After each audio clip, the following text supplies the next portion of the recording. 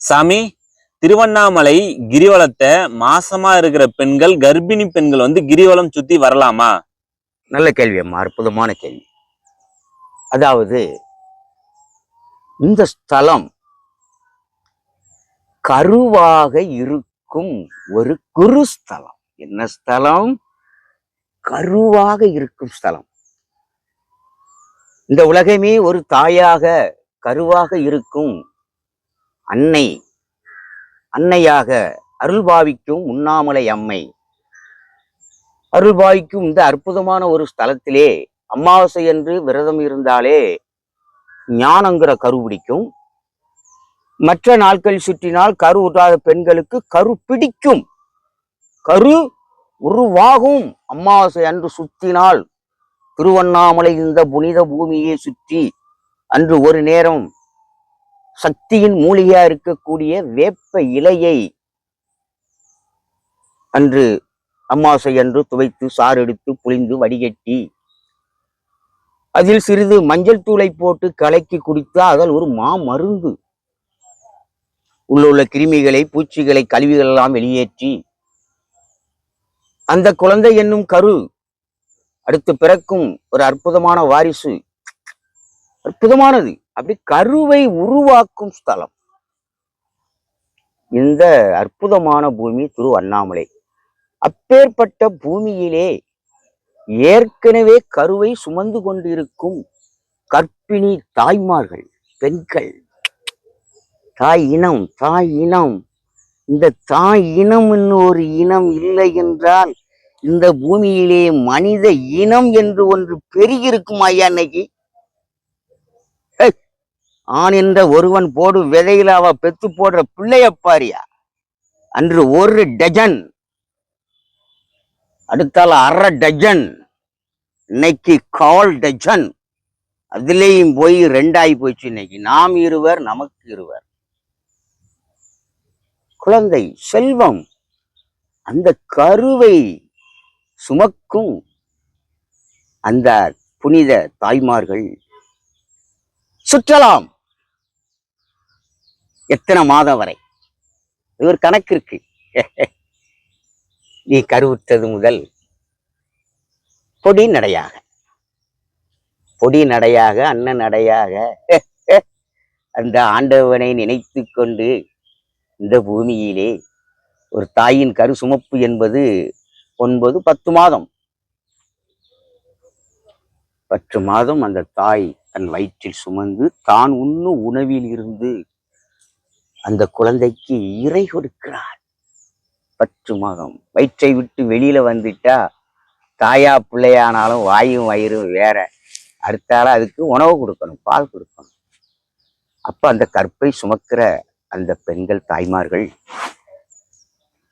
முழு திருப்தியோடு, முழு மனதோடு, என சுற்ற உள்ள இருக்கிற கரு பலப்படும். உள்ள இருக்கிற கரு மெலிந்து தேய்ந்து போகாது. தரமான ஒரு குழந்தையாக அங்கே உருவாகும். அதற்கு அசைவு இருக்க வேண்டும். அதுக்காண்டி ஓவராகவும் இருந்துடக்கூடாது, ரொம்ப கம்மியாகவும் இருந்துடக்கூடாது. அப்ப இந்த அண்ணாமலையாவை நினைத்து கொண்டு இந்த உள்ளத்தில் நீங்கள் சுத்தும் போது இந்த 14 கிலோமீட்டரும் உங்களுக்கு 1 கிலோமீட்டராகத்தான் தெரியும். சுட்ட அதுவும் நீங்கள் தாய்மார்கள் குறைந்தது ஒரு 6 மாதம் கர்ப்பிணியாக இருக்கும் வரை சுற்றலாம், தாராளமாக சுற்றலாம். ஐயா, எனக்கு பிறக்கும் குழந்தை ஞான குழந்தையாக பிறக்க வேண்டும், அவன் புனிதனாக பிறக்க வேண்டும், அவன் நல்ல மனிதனாக பிறக்க வேண்டும், தருமத்தில் எனக்கு பிள்ளை பிறக்க வேண்டும் என்று அமாவாசை நாட்களில் விரதம் இருக்கணும். கர்ப்பிணி பெண்கள் லைட்டா உணவு எடுத்துக்கொள்ளலாம், அவங்க விரும்பி. அவங்களுக்கு ஏன்னா அங்க இரு உயிர்களுக்கு அவர்கள் உணவு கொடுக்க வேண்டியது இருக்கு. உள்ளே இருக்கும் அந்த கருவாக இருக்கும் அடுத்து இந்த பூமியிலே பிறந்து இந்த நாட்டை ஆள பிறக்கும் அந்த குழந்தைக்கு ஆளத்தையா பிறக்குதான். மனிதன் வாழ பிறந்தவன், ஆள பிறந்தவன், அனுபவிக்க பிறந்தவன். எல்லாரும் ஆள பிறந்தவன் தான், எல்லாருக்கும் அந்த வாய்ப்பு கிடைக்கல. அப்ப அவனும் ஒரு ஆள பிறந்தவன். பிறக்கிறவனே நல்ல விதையாக பெற்றெடுக்க அந்த இறைவனிடத்தில் அந்த குழந்தையை நீ கொடுத்த குழந்தை ஐயா. இன்னைக்கு அந்த குழந்தை கனியை பாவிகள் கொள்கிறார்கள்.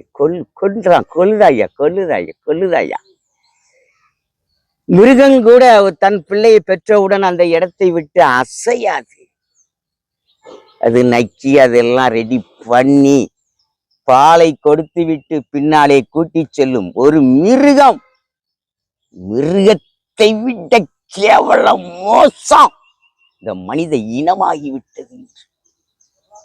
இன்று பிள்ளை பெரிதாக தெரியவில்லை, காம மோகம் பெரிதாக தெரிகிறது. பிள்ளை பெரிதா மோகம் பெரிதான்னா மோகந்தாயா பெருசு. பிள்ளை அதை ஆட்டாம்பட்டிக்க பிறக்குன கதையா இன்னைக்கு அந்த குழந்தை செல்வங்களுக்கு இன்னைக்கு நல்ல வழி கிடைக்குதா? இல்லை. அப்போ அந்த பிறக்கும் குழந்தையின் தெய்வ குழந்தையாக உனக்கு பிறந்தால், பிறக்கிற ஒரு குழந்தை தெய்வ குழந்தையாக பிறந்தால் நீ அந்த குழந்தையை பற்றி கவலையே பட வேண்டியது. நிச்சயமாக இந்த குழந்தையை பூமியிலே இன்று பாவிகள் பெருகிவிட்டார்கள். பாவிகளை பெற்பது எதற்கு? இந்த குழந்தை என்னும் கருவை 10 மாதம் சுமப்பது எளிது, சுகமான சுகை சுமப்பது எளிது. ஆனால் அவனை பேணி வளர்ப்பது பெரிது. பேணி வளர்க்கணும். மனித தர்மத்தோடு மனிதனாக பிறப்பது பெரிதல்ல, மனித தர்மத்தோடு வாழ்வது பெரிது. அப்போ மனித தர்மத்தோடு அவனை வளர்த்தால், நீங்கள் பெற்றால், அவன் இந்த நாட்டுக்கும் மக்களுக்கும் பயனுள்ள ஒரு மனிதனாக பிறப்பான், புனிதனாக பிறப்பான். அப்படி இருக்கும்போது இறைவனை வணங்கும் போது நல்ல பிள்ளைகள் பிறக்கணும்னா கடவுள் இறைவனுடைய குழந்தையாக அந்த கரு உருவாக வேண்டும். நாம நினைச்சோமா நமக்கு இத்தனை பிள்ளை பிறக்கும், அத்தனை பிள்ளை பிறக்கும், ஆண் பிள்ளை பிறக்கும், பொட்டை பிள்ளை பிறக்கும், ஆணுக்கு ஒரு நீதி, பெண்ணுக்கு ஒரு நீதி. அது ஒளியணும். இன்னைக்கு ஒரு தாய் வயிற்றில் பிறக்கும் குழந்தைகளுக்குள் ஆணுக்கு ஒரு நீதி, பெண்ணுக்கு ஒரு நீதியா? படைத்த இறைவனை அவமானப்படுத்த செயல், அவமானப்படுத்தி கொண்டு இருக்கிறோம். என்னைக்கு வரதட்சணை நம்ம வாங்கலையோ அன்னைக்கு உண்மையான ஆன்மீகம் பிறக்குது இந்த பூமியில. அப்போ கருவாக இருக்கும் அந்த குழந்தைகளை பேணி வளர்ப்பது பெரிது. மனித தர்மத்தோடு பேணி வளர்க்க தெரியாதவர்கள் பிள்ளை பெற்பதே தவறு. பிள்ளைய பெக்க வேண்டாங்க, நல்லா அனுபவிச்சுட்டு ஜாலியா செத்து போயா. இன்னும் கொஞ்ச நாள் இந்த மண்ணுக்கு உரமாக போற, சாவ போற. இதுல அனுபவிக்குங்கிற ஒரு கேரக்டர், இதுல குழந்தை குட்டிகள்னு ஒரு உறவு, சந்தோஷம், நம்மளை காப்பதற்கு பிள்ளைகள்ங்கிற ஒரு அற்புதமான சொத்து. நம்ம சேர்க்கிற சொத்து பெரிது இல்லையா, நம்ம பெக்கிற பிள்ளைகள் சொத்து பெரிது. அந்த பிள்ளைகளை பேணி வளர்க்க வேண்டும். பேணி வளர்க்காதவர்கள் பிள்ளை பெற்பது தவறு. பேணி வளர்க்கவில்லை என்றால் பின்னாளில் அவனே உனக்கு யமனாவான். தன் பெற்ற பிள்ளையே தாய் தோப்பனுக்குள் யமனாகி. இன்னைக்கு பாத்தீங்கன்னா பேப்பர்ல, பத்திரிகையில என்ன செய்தி, என்னையா நடக்கு? பாவத்தின் அரங்கேற்றம், அறுவடை வீரியமா நடந்துகிட்டு இருக்கியா. அங்க பாவ செயல்களை குறைச்சாதான் இந்த பாவங்களே குறையும், இந்த தீமைகளே ஒழியவில்லை. எதை ஒழிக்கணுமா அதை ஒழிக்கலையா. நாட்டுல தேவையில்லாதெல்லாம் அன்னைக்கு ஒழிச்சுக்கிட்டு இருக்காங்க நாட்டுல. அப்போ அருட்பெருஞ்சோதி அண்ணாமலையார், உண்ணாமலை அம்மை அருளாட்சி புரியும் இந்த ஸ்தலத்திலே கருவுற்ற அந்த தாய்மார்கள் அன்னை.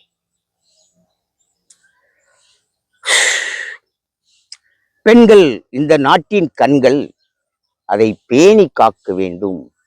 ஆண்களின் கண்கள் பேணி காக்குறாங்களையா. இன்னைக்கு சினிமா நடிகளை பாருங்க, என்ன பெண்ணை தாயா சகோதரியா பாரியா, உனக்கு மனைவியா வந்தவ கூட மட்டும்தான் நீ படுக்கணும்.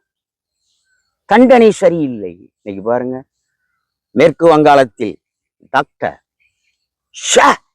அவ எவ்வளவு பேருக்கு வைத்தியம் பார்க்க வேண்டிய ஒரு பெண்,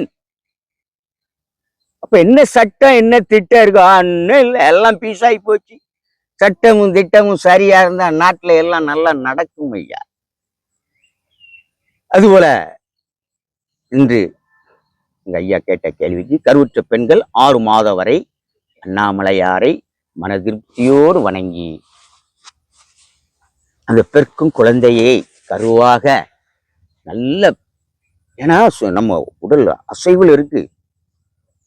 ஒரு பேறுகால ஒரு நிறைவுற்ற கர்ப்பிணியை பெண்ணை ஒரு ஆஸ்பத்திரி கூட்டிட்டு போறாங்க.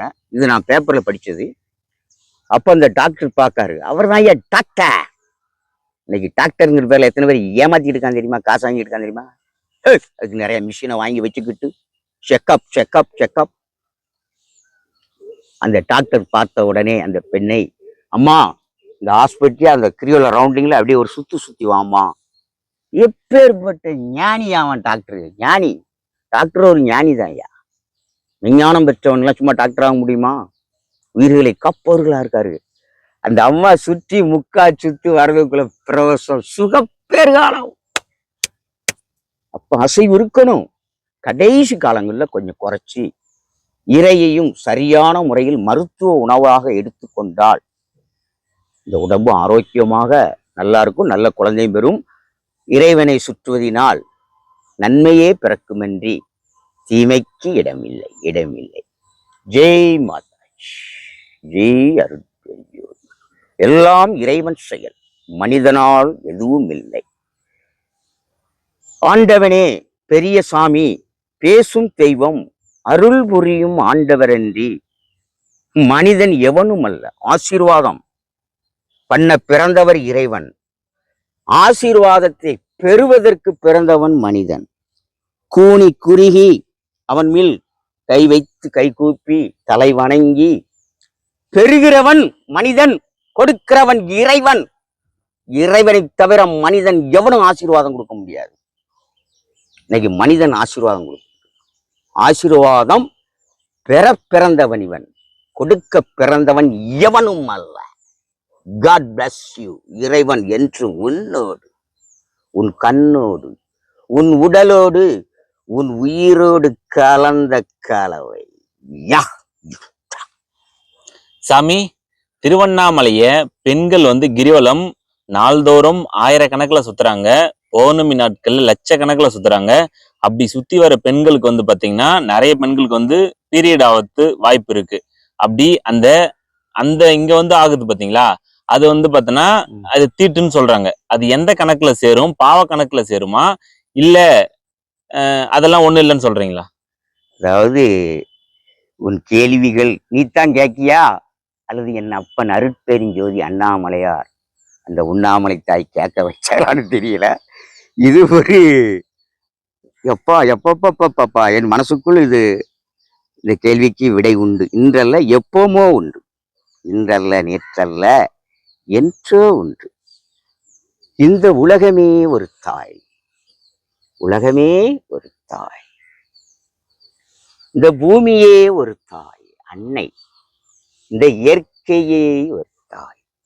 இந்த இயற்கையை போல ஒரு பெண்ணும் ஒரு தாய், தாய் தாய்.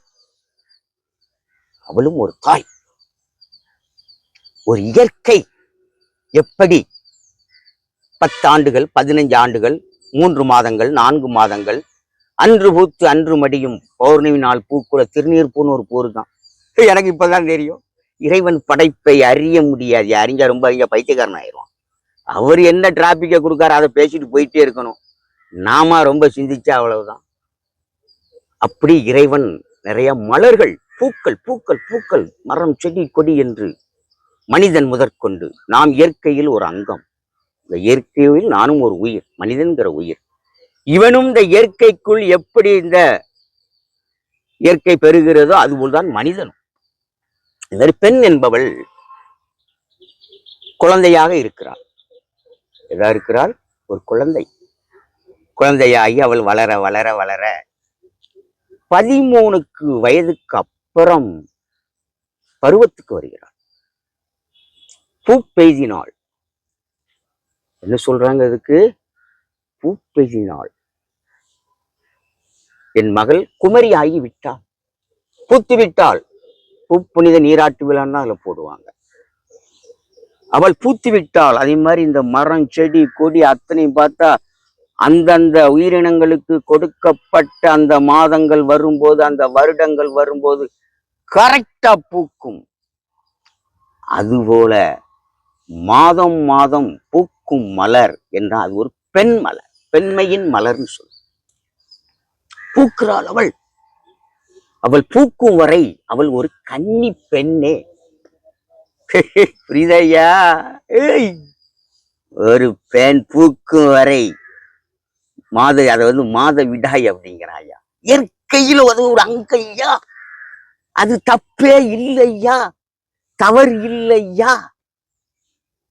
பூக்கிறாள், மாதம் ஒரு முறை பூக்கும் வரை அவள் கன்னி பெண்ணே. அதுவும் தவறு, அதையும் தீட்டென்று நாம் அந்த பெண்களை ஒதுக்கி வைத்து விடுகிறோம். என்ன செய்யறாங்க? பெரிய தீட்டான் இது.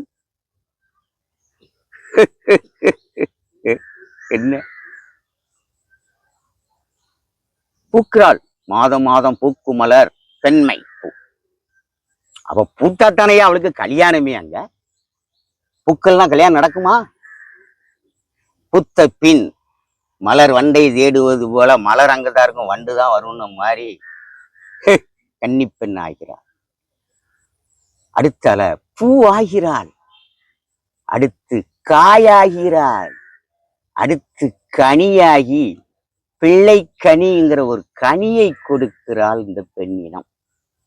என்ன கனி? அது ஒரு விதை, அது ஒரு விதை. அது இயற்கை போல் பெண்ணும் மாதம் மாதம் பூக்கும் மலரே என்று அப்படி ஒரு காலகட்டம் வரும் நிலையில் இருந்தால் அதை தவிர்ப்பது நல்லது. ஏன்னா அதை நம்ம ஒரு தீட்டுன்னு அதை அசிங்கப்படுத்தி, ஒரு பெண் பூக்கிற நாளை தீட்டுன்னு வச்சு அதை அசிங்கப்படுத்தி கொச்சப்படுத்தி பேசுறாங்க. இயற்கை அறியாதவன், இறைவனை அறியாதவன், மனித உணர்வுகளை அறியாதவன், மனித பிறப்பின் என்ன இருக்கு, பிறந்து வளர்கிறோம், இதுல ஆணுக்கு இருக்கா அந்த தீட்டு? ஐயா, இவனுக்கு இல்லை. ஏன்னா பிள்ளை பிறக்கிற அவளா இருக்கா, பெண்மை இருக்கிறா அந்த தாய். அப்ப அதை தவிர்ப்பது நல்லது. அப்படியே வந்தாலும் அது தவறில்லை, தவறில்லை, தவறில்லை. நீ பூத்து இருக்கிறாய், இங்க வரும்போது பூத்து விட்டாய்.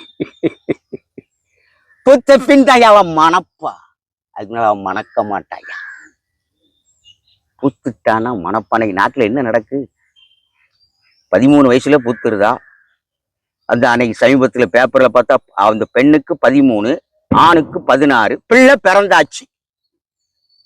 இதே மனிதனுக்கு மன கட்டுப்பாடு, அந்த கட்டுப்பாடுக்குள்ள மானம் அவமானங்கிற ஒரு கடிவாளம் போடப்பட்டு இருக்கிறது இந்த மனித இனத்துக்கு. அப்படி அந்த கடிவாளம் போடப்படலாம், இவனும் ஆணா இருந்தாலும் சரி பொண்ணா இருந்தாலும் சரி வேற மாதிரி ஆயிரும். அந்த கட்டுப்பாடு. படிக்கணும், வேலைக்கு போகணும், வேலைக்கு போன பின் திருமணம் முடிக்கணுங்கிற ஒரு கட்டுப்பாடுக்கு வந்தவர் திருமணம் முடிக்கிறார்கள். அதனால அதை தவறாக நினைக்க வேண்டாம். ஐயா, அப்ப நீங்க என்ன சொல்ல வரீங்கன்னா, திருவண்ணாமலைக்கு கிரிவலம் வர பெண்கள் பாத்தீங்கன்னா, அந்த நேரத்துல உங்களுக்கு பீரியட் ஆயிடுச்சுன்னா, அந்த நேரத்துல உங்களுக்கு 3 நாள் வீட்டுக்கு வரக்கூடாது, அந்த தீட்டு ஆயிடுச்சுன்னா நீங்க கவலைப்பட தேவையில்ல, அதெல்லாம் கடவுள் பார்த்துப்பாரு அப்படின்னு சொல்றீங்க. ஒருவேளை உங்களுக்கு வீட்லயே அது ஆயிடுச்சு, உங்களுக்கு அந்த பீரியட் ஆயிடுச்சு, உங்களுக்கு தீட்டு ஆயிடுச்சுன்னா அது நீங்க வர தேவையில்ல, வீட்லயே இருந்துக்குங்க அப்படின்னு சொல்றீங்க. உடல் அலுப்பு அந்த நேரத்துல அந்த 3 நாட்களும் பெண்கள் தன்னை தனிமைப்படுத்தி அமைதி காக்கணும். என்ன காக்கணும்? என்ன காக்கணும்? அமைதி காக்கணும். அந்த பெண்ணிட்டு அந்த 3 நாளும், அந்த பூத்து 3 நாளும் அவளுக்கு ஒரு விரத நாள். அந்த 3 நாளும் பெரியது. நம்ம அறியாம, எனக்குலாம் என்ன தெரியும், எனக்கு ஒரு மயிரும் தெரியாது. இங்க வந்தவர் என் அப்பன் உணர்த்தி நான் அருட்பெரி ஜோதி. இல்ல நான் இதெல்லாம் பேச போறேன்னா, மாதம் மாதம் பூக்கும் மலர் பெண்மை, அவள் பூக்கும் வரை அவள் ஒரு கன்னி பெண்ணே. ஏன் சொல்றேன் ஐயா, உண்மையா இது. மணக்கிறாள், பூக்கும் டயத்துல பூ மட்டும்தான் மணக்கு, கூந்தல் மணக்காது. அவள் பூக்கும் காலம் எல்லாம் பெண் மணப்பாள். அதை அறிஞ்சவனுக்கு தான் தெரியும், அறியாதவனுக்கு எல்லாம் தெரியாது. அதே மாதிரி கொஞ்சம் அப்படி இல்லைன்னா அல்லது கிட்ட நெருங்கிட்ட அந்த நாட்கள்னா கூட தவிர்ப்பது நல்லது. ஏன்னா அண்ணாமலையாருக்கு வந்து தெரியும் எப்போ உன்னை அழைக்க வேண்டும் இந்த பூமிக்கு. ஏன்னா உன்னை பக்குவப்படுத்துற, உன் மனதை பேணி காக்கிற, எல்லாம் உனக்குள்ளே உன் மனதுக்குள்ளே அந்த இறைவன் அருளாட்சி புரிகிறார், ஜோதியாக ஒளியாக என்பதை உணர்த்துவதற்குத்தான் இங்கே இந்த பூமிக்கு அழைக்கிறார். அதனால அது இவருங்க வந்ததுக்கு அப்புறம் என்னன்னா அது தவறில்லை. ஐயா, திருவண்ணாமலையை கிரிவலம் வந்து பாத்தீங்கன்னா செருப்பு போட்டுன்னு கிரிவலம் சுத்தி வரலாமா?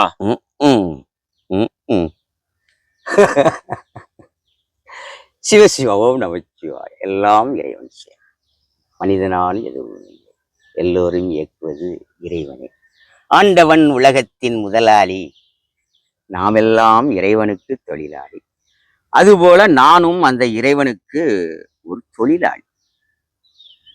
அந்த தொழிலாளிக்கு இறைவன் என் அப்பன் எதை பேச சொல்லுகிறாரோ அதை நான் பேசுகிறேன். ஐயா, இந்த கிரிவலம் சுற்றும் போது செருப்பு போடலாமா போடக்கூடாதா அப்படின்னு தம்பி எங்க ஐயா இடிபார் தனசேகர் அற்புதமான ஒரு கேள்வி.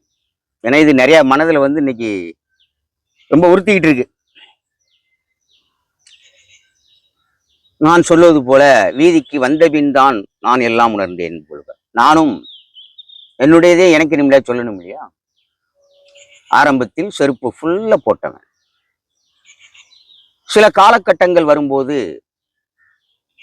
திருச்செந்தூர் முருகர் கோயில், அங்க பக்கத்துல நாராயணசுவாமி கோயில்னு ஒரு கோயில் இருக்கு, அங்கே நான் கொஞ்ச நாள் தவம் இருந்தேன். இருக்கும்போது லாக்கர்ல வச்ச செருப்பை மறந்தே வச்சுட்டு வந்துட்டேன். அதுல இருந்து செருப்பு போடுறதுக்கே மனசு இல்லை. ஒரு 12 ஆண்டு காலமாக நான் செருப்பு போடவில்லை. இந்த அப்பம்லாம் அசிங்கம்லாம் ஒண்ணுமே தெரியல எனக்கு, நான் பாட்டு நடந்தேன். ஆனால் இப்போ ஒரு ஆண்டுக்கு மேலாக நான் செருப்பு இப்போ போடுகிறேன். போட மனமில்லாமல் போட்டேன், போட மனமில்லாமல் போச்சு, இப்போ போடுகிறேன். அதன் பின் இந்த செருப்பு போடுவதினால் இறைவனுடைய அருள் கிடைக்குமா கிடைக்காதா என்று எல்லாரும் சிந்திக்கலாம். எல்லாருக்கும் ஆண்டவன் அறிவை நிறைய கொடுத்துருக்காரு, யாருக்கும் குறையா கொடுக்கல. மொத்தத்துல நீ ஆலயம் வரும்போது நம்ம செருப்பு போடாமலே போய் சுத்திட்டு வரணும்னு நினைச்சா வீட்டிலே செருப்பை கலத்தி போட்டுட்டு வந்துடலாம். இல்ல கார்ல வாரீங்க, வண்டியில வாரீங்க, வண்டியில வந்த உடனே செருப்பை கலத்தி போட்டுட்டு சுத்தலாம், தவறில்லை. ஆனா ஆலயத்தில் இந்த அருட்பெருஞ்சோதி அற்புதமான இந்த புனித ஸ்தலத்தில் நிச்சயமாக உறுதியாக ஆலயம் நம் உட்பிரகாரம், ஆலயத்தை சுற்றி நாம் சுற்றுகிறோமே உட்பிரகாரம், அங்கே சுற்றும் போது நிச்சயமாக இந்த பாதம் இந்த பூமியிலே பட வேண்டும். செருப்பு அணியக்கூடாது. செருப்போ சாக்ஸோ ஆலயம் கருவறை உள்ளே உள்பிரகாரம் சுற்றும் போது. அடுத்தால வெளிப்பிரகாரம், கோயிலை விட்டு வெளிப்பிரகாரம் சுற்றும் போதும் காலில் எதுவும் அணியக்கூடாது. அதன் பின் நீங்கள் இந்த 14 கிலோமீட்டர் கிரிவலம் சுற்றும் போது செருப்பு போடலாம். லைட் வெயிட் போட்டுக்கிடலாம், இல்ல சாக்ஸ் போட்டுக்கலாம், நல்ல திக்குனா உள்ள சாக்ஸ் போட்டுக்கலாம், செருப்பு போட்டுக்கலாம், தவறு கிடையாது. ஏன்னா அங்க வந்து நீங்க எப்போதுமே எனி டைம், எப்பாலும் எந்நேரமும் எங்கு சென்றாலும் அந்த செருப்போடு நடக்கிறவங்க கால் வந்து ரொம்ப கனிவாக, ரொம்ப ரொம்ப மெலிதாக இருக்கும். இந்த பாதையிலே, கிரிவல பாதையிலே பார்த்தா பீங்கானும் கல்லும் ஜல்லியும் எவ்வளவுதான் நித்தம் தூத்தாலும் சரியான கட்டுப்பாடு இல்லாம எவ்வளவு கிடக்கு. கோட்டரையே குடிச்சிட்டு ரோட்ல தான் உடைக்காம என்ன பண்ண, போதை ஏறிட்டான் பீங்கான். அப்போ இந்த காலுக்கு பாதுகாப்பு. ஐயா, அண்ணாமலையார் கோயிலுக்கு போனேன், என் காலில் பீங்கான் ஏறிட்டு போட்டு வச்சிருக்கான், விதைச்சு வச்சிருக்கான் பீங்கானா. அப்போ உட்பிரகாரம் சுற்றும் போது எக்காரணத்தை கொண்டும் காலில் செருப்பு போடக்கூடாது. ஆனா வெளியில் நீங்கள் 14 கிலோமீட்டர் வரும்போது உங்கள் கால் தாங்காது, பொத்து போகும், பொத்து அப்படியே வெடிச்சிரும். நடக்க நடக்க நடக்க நடக்க இதாயிரும்.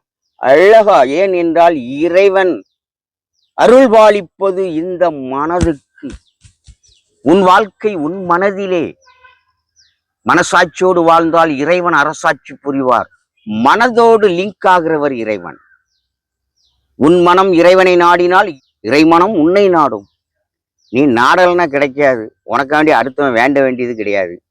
அப்ப அந்த இறைவனை சுமப்பது இந்த மனம், இந்த உள்ளம், இந்த இதயம், இந்த இதய கனி. நல்லவர் உள்ளம் இறைவன் வாழும் இல்லம். இதுக்கு மேல வார்த்தை உண்டா? அப்போ உன் உள்ளம். காலுக்கு செருப்பு போடுறதுனால அதுக்கு பாதுகாப்பு, பெயின் பாதுகாப்பு. அதுக்குதான் கடவுள் கொடுத்திருக்காரு. மிருகங்களுக்கு செருப்பு போட்டிருக்காரு ஐயா, அது ஃபுல்லா அப்படியே கீழே பாரு குழம்பு. அந்த முள்ளுக்குள்ள அது போறது வாரு செருப்புண்டா.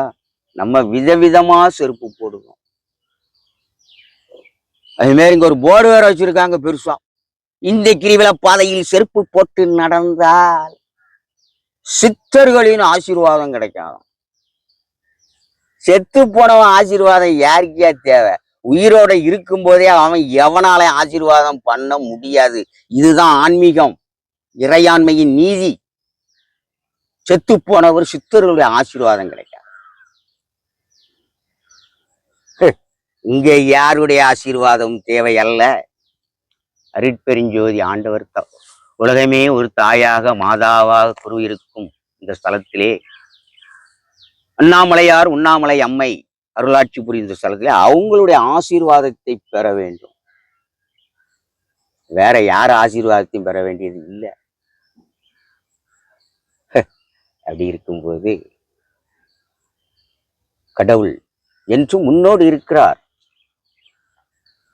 அடுத்தவன் பேச்சு உன் அறிவை அடுத்தவன் பேச்சுக்கு நீ மாஞ்சிட்டாலே உன் அறிவு கட்டாயி போவாங்க.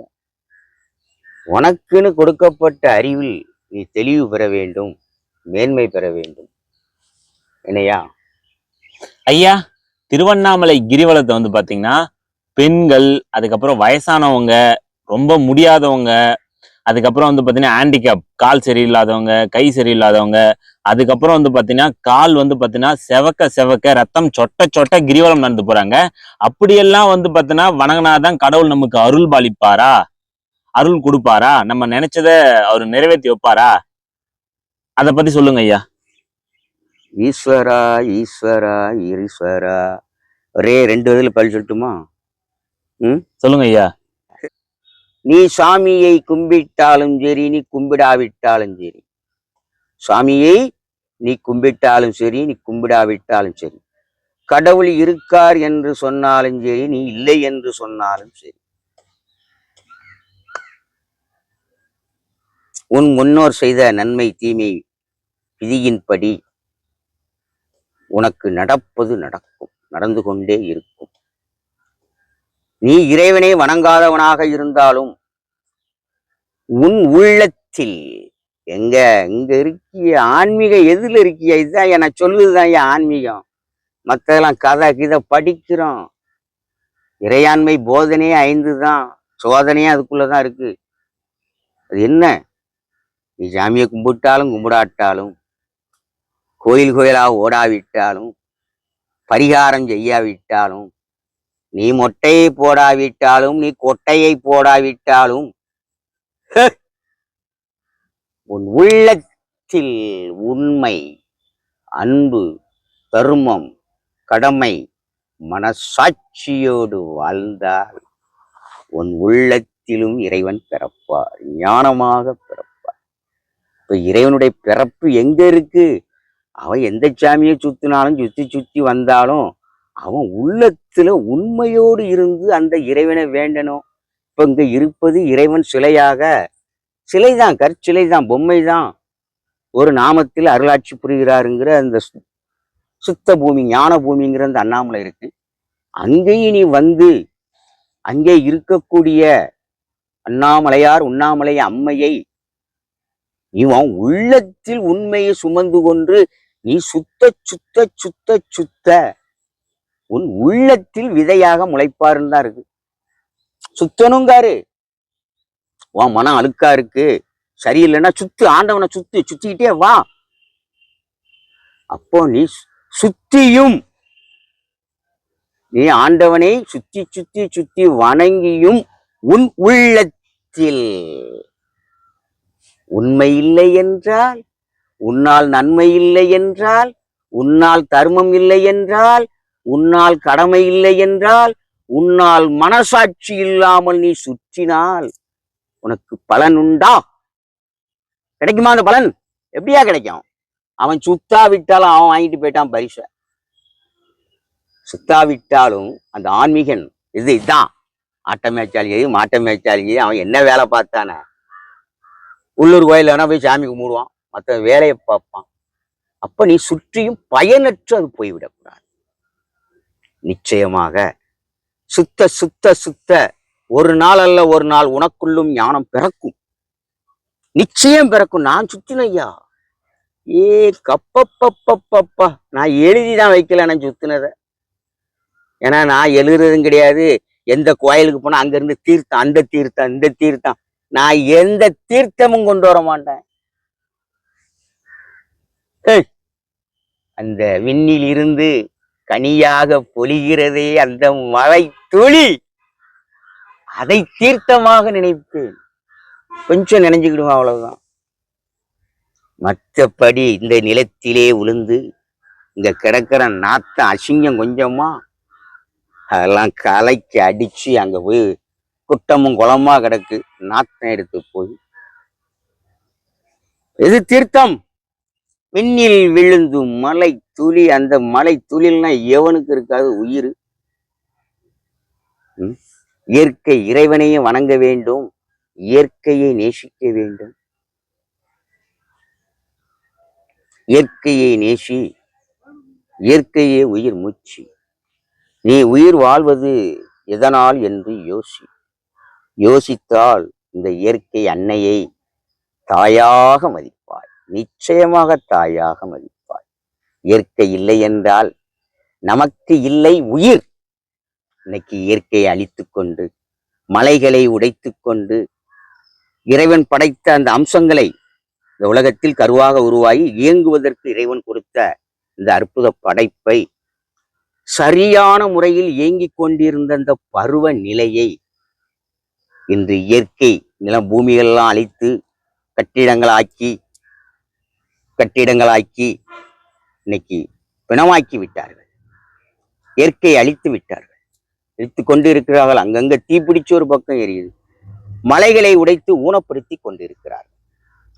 காற்றின் உற்பத்தியும் அதன் அழுத்தம், பம்பிங் அழுத்தமும் குறைந்தால் மூச்சு திணறல் வந்துவிடும். முன்பு ஒரு முறை வந்தது, காற்று அழுத்த குறைவு. அது காற்று அழுத்த குறைவு. அதிகமா வந்தா சுனாமி புயலுங்கிறோம். அதே நேரத்துல காற்றின் உற்பத்தியும் அழுத்தமும் குறைந்தால் காற்று அழுத்த ஒரு சுனாமி உருவாகும் என்பதை அறியாமல் இருக்கிறார்கள் விஞ்ஞானிகள், ஞானிகள்னு சொல்றாங்க. அதனால் வந்தது மூச்சு திணறல். மீண்டும் அதே மாதிரி ஒரு முறை வந்தால் இவன் கொரோனா வைரஸ்னு ஊசி போடுவான ஒழிய இந்த இயற்கையை அழித்து விட்டோம், மலையை உடைத்து விட்டோம் என்று நினைப்பானா? வாழ்வாதாரம், இந்த மனிதனின் வாழ்வாதாரமா இருக்கும் இயற்கையை அழித்து கொண்டிருக்கிறார்கள் இந்த அரசியல்வாதிகளும் அரசு ஊழியர்களும் அதிபர்களும். அதை தடுத்து நிறுத்தப்பட வேண்டும். ஐயா, திருவண்ணாமலைய எந்த நாட்களில் கிரிவலம் சுத்தி வந்தால் குழந்தை பாக்கியம் கிடைக்கும்? எந்த நாளும் சுத்தி வரலாம் ஐயா, அண்ணாமலைக்கு தடையே கிடையாது. என் அப்பன் அருட்பெருஞ்சோதி என்னாலும் அருட்பெருஞ்சோதியாக மின்னிலே உலா வரும் நாளெல்லாம் ஆசீர்வதிக்கிறார், அருள் புரிகிறார். அதே மாதிரி இந்த திருவண்ணாமலை இந்த புனித ஸ்தலத்துக்கு வரதுக்கு அவன் நினைத்தாலே புத்தியை கொடுப்பார், புத்தியை கொடுத்து இங்கே வர வைப்பார்.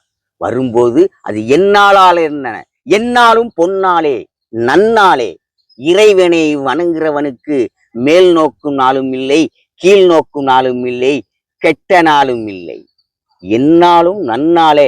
அவன்தான் உண்மையான ஆன்மீகவாதி, மற்றவனெல்லாம் சூனியவாதி. ஐயா, அப்படி திருவண்ணாமலைய கிரிவலம் சுத்தி வராங்கன்னு வச்சுக்கான், அது கணவன் மனைவி 2 பேருமே வரணுமா, இல்ல வந்து பாத்தீங்கன்னா கணவன் மட்டும் வந்து கிரிவலம் சுத்திட்டு போனா குழந்தை பாக்கியம் கிடைக்குமா? ஈர் உயிரும் இணைந்தால் ஓர் உயிர். ஈர் உயிரும் இணைந்தால் ஓர் உயிர். ஆண்மை பெண்மை புதுமை பிறக்கு.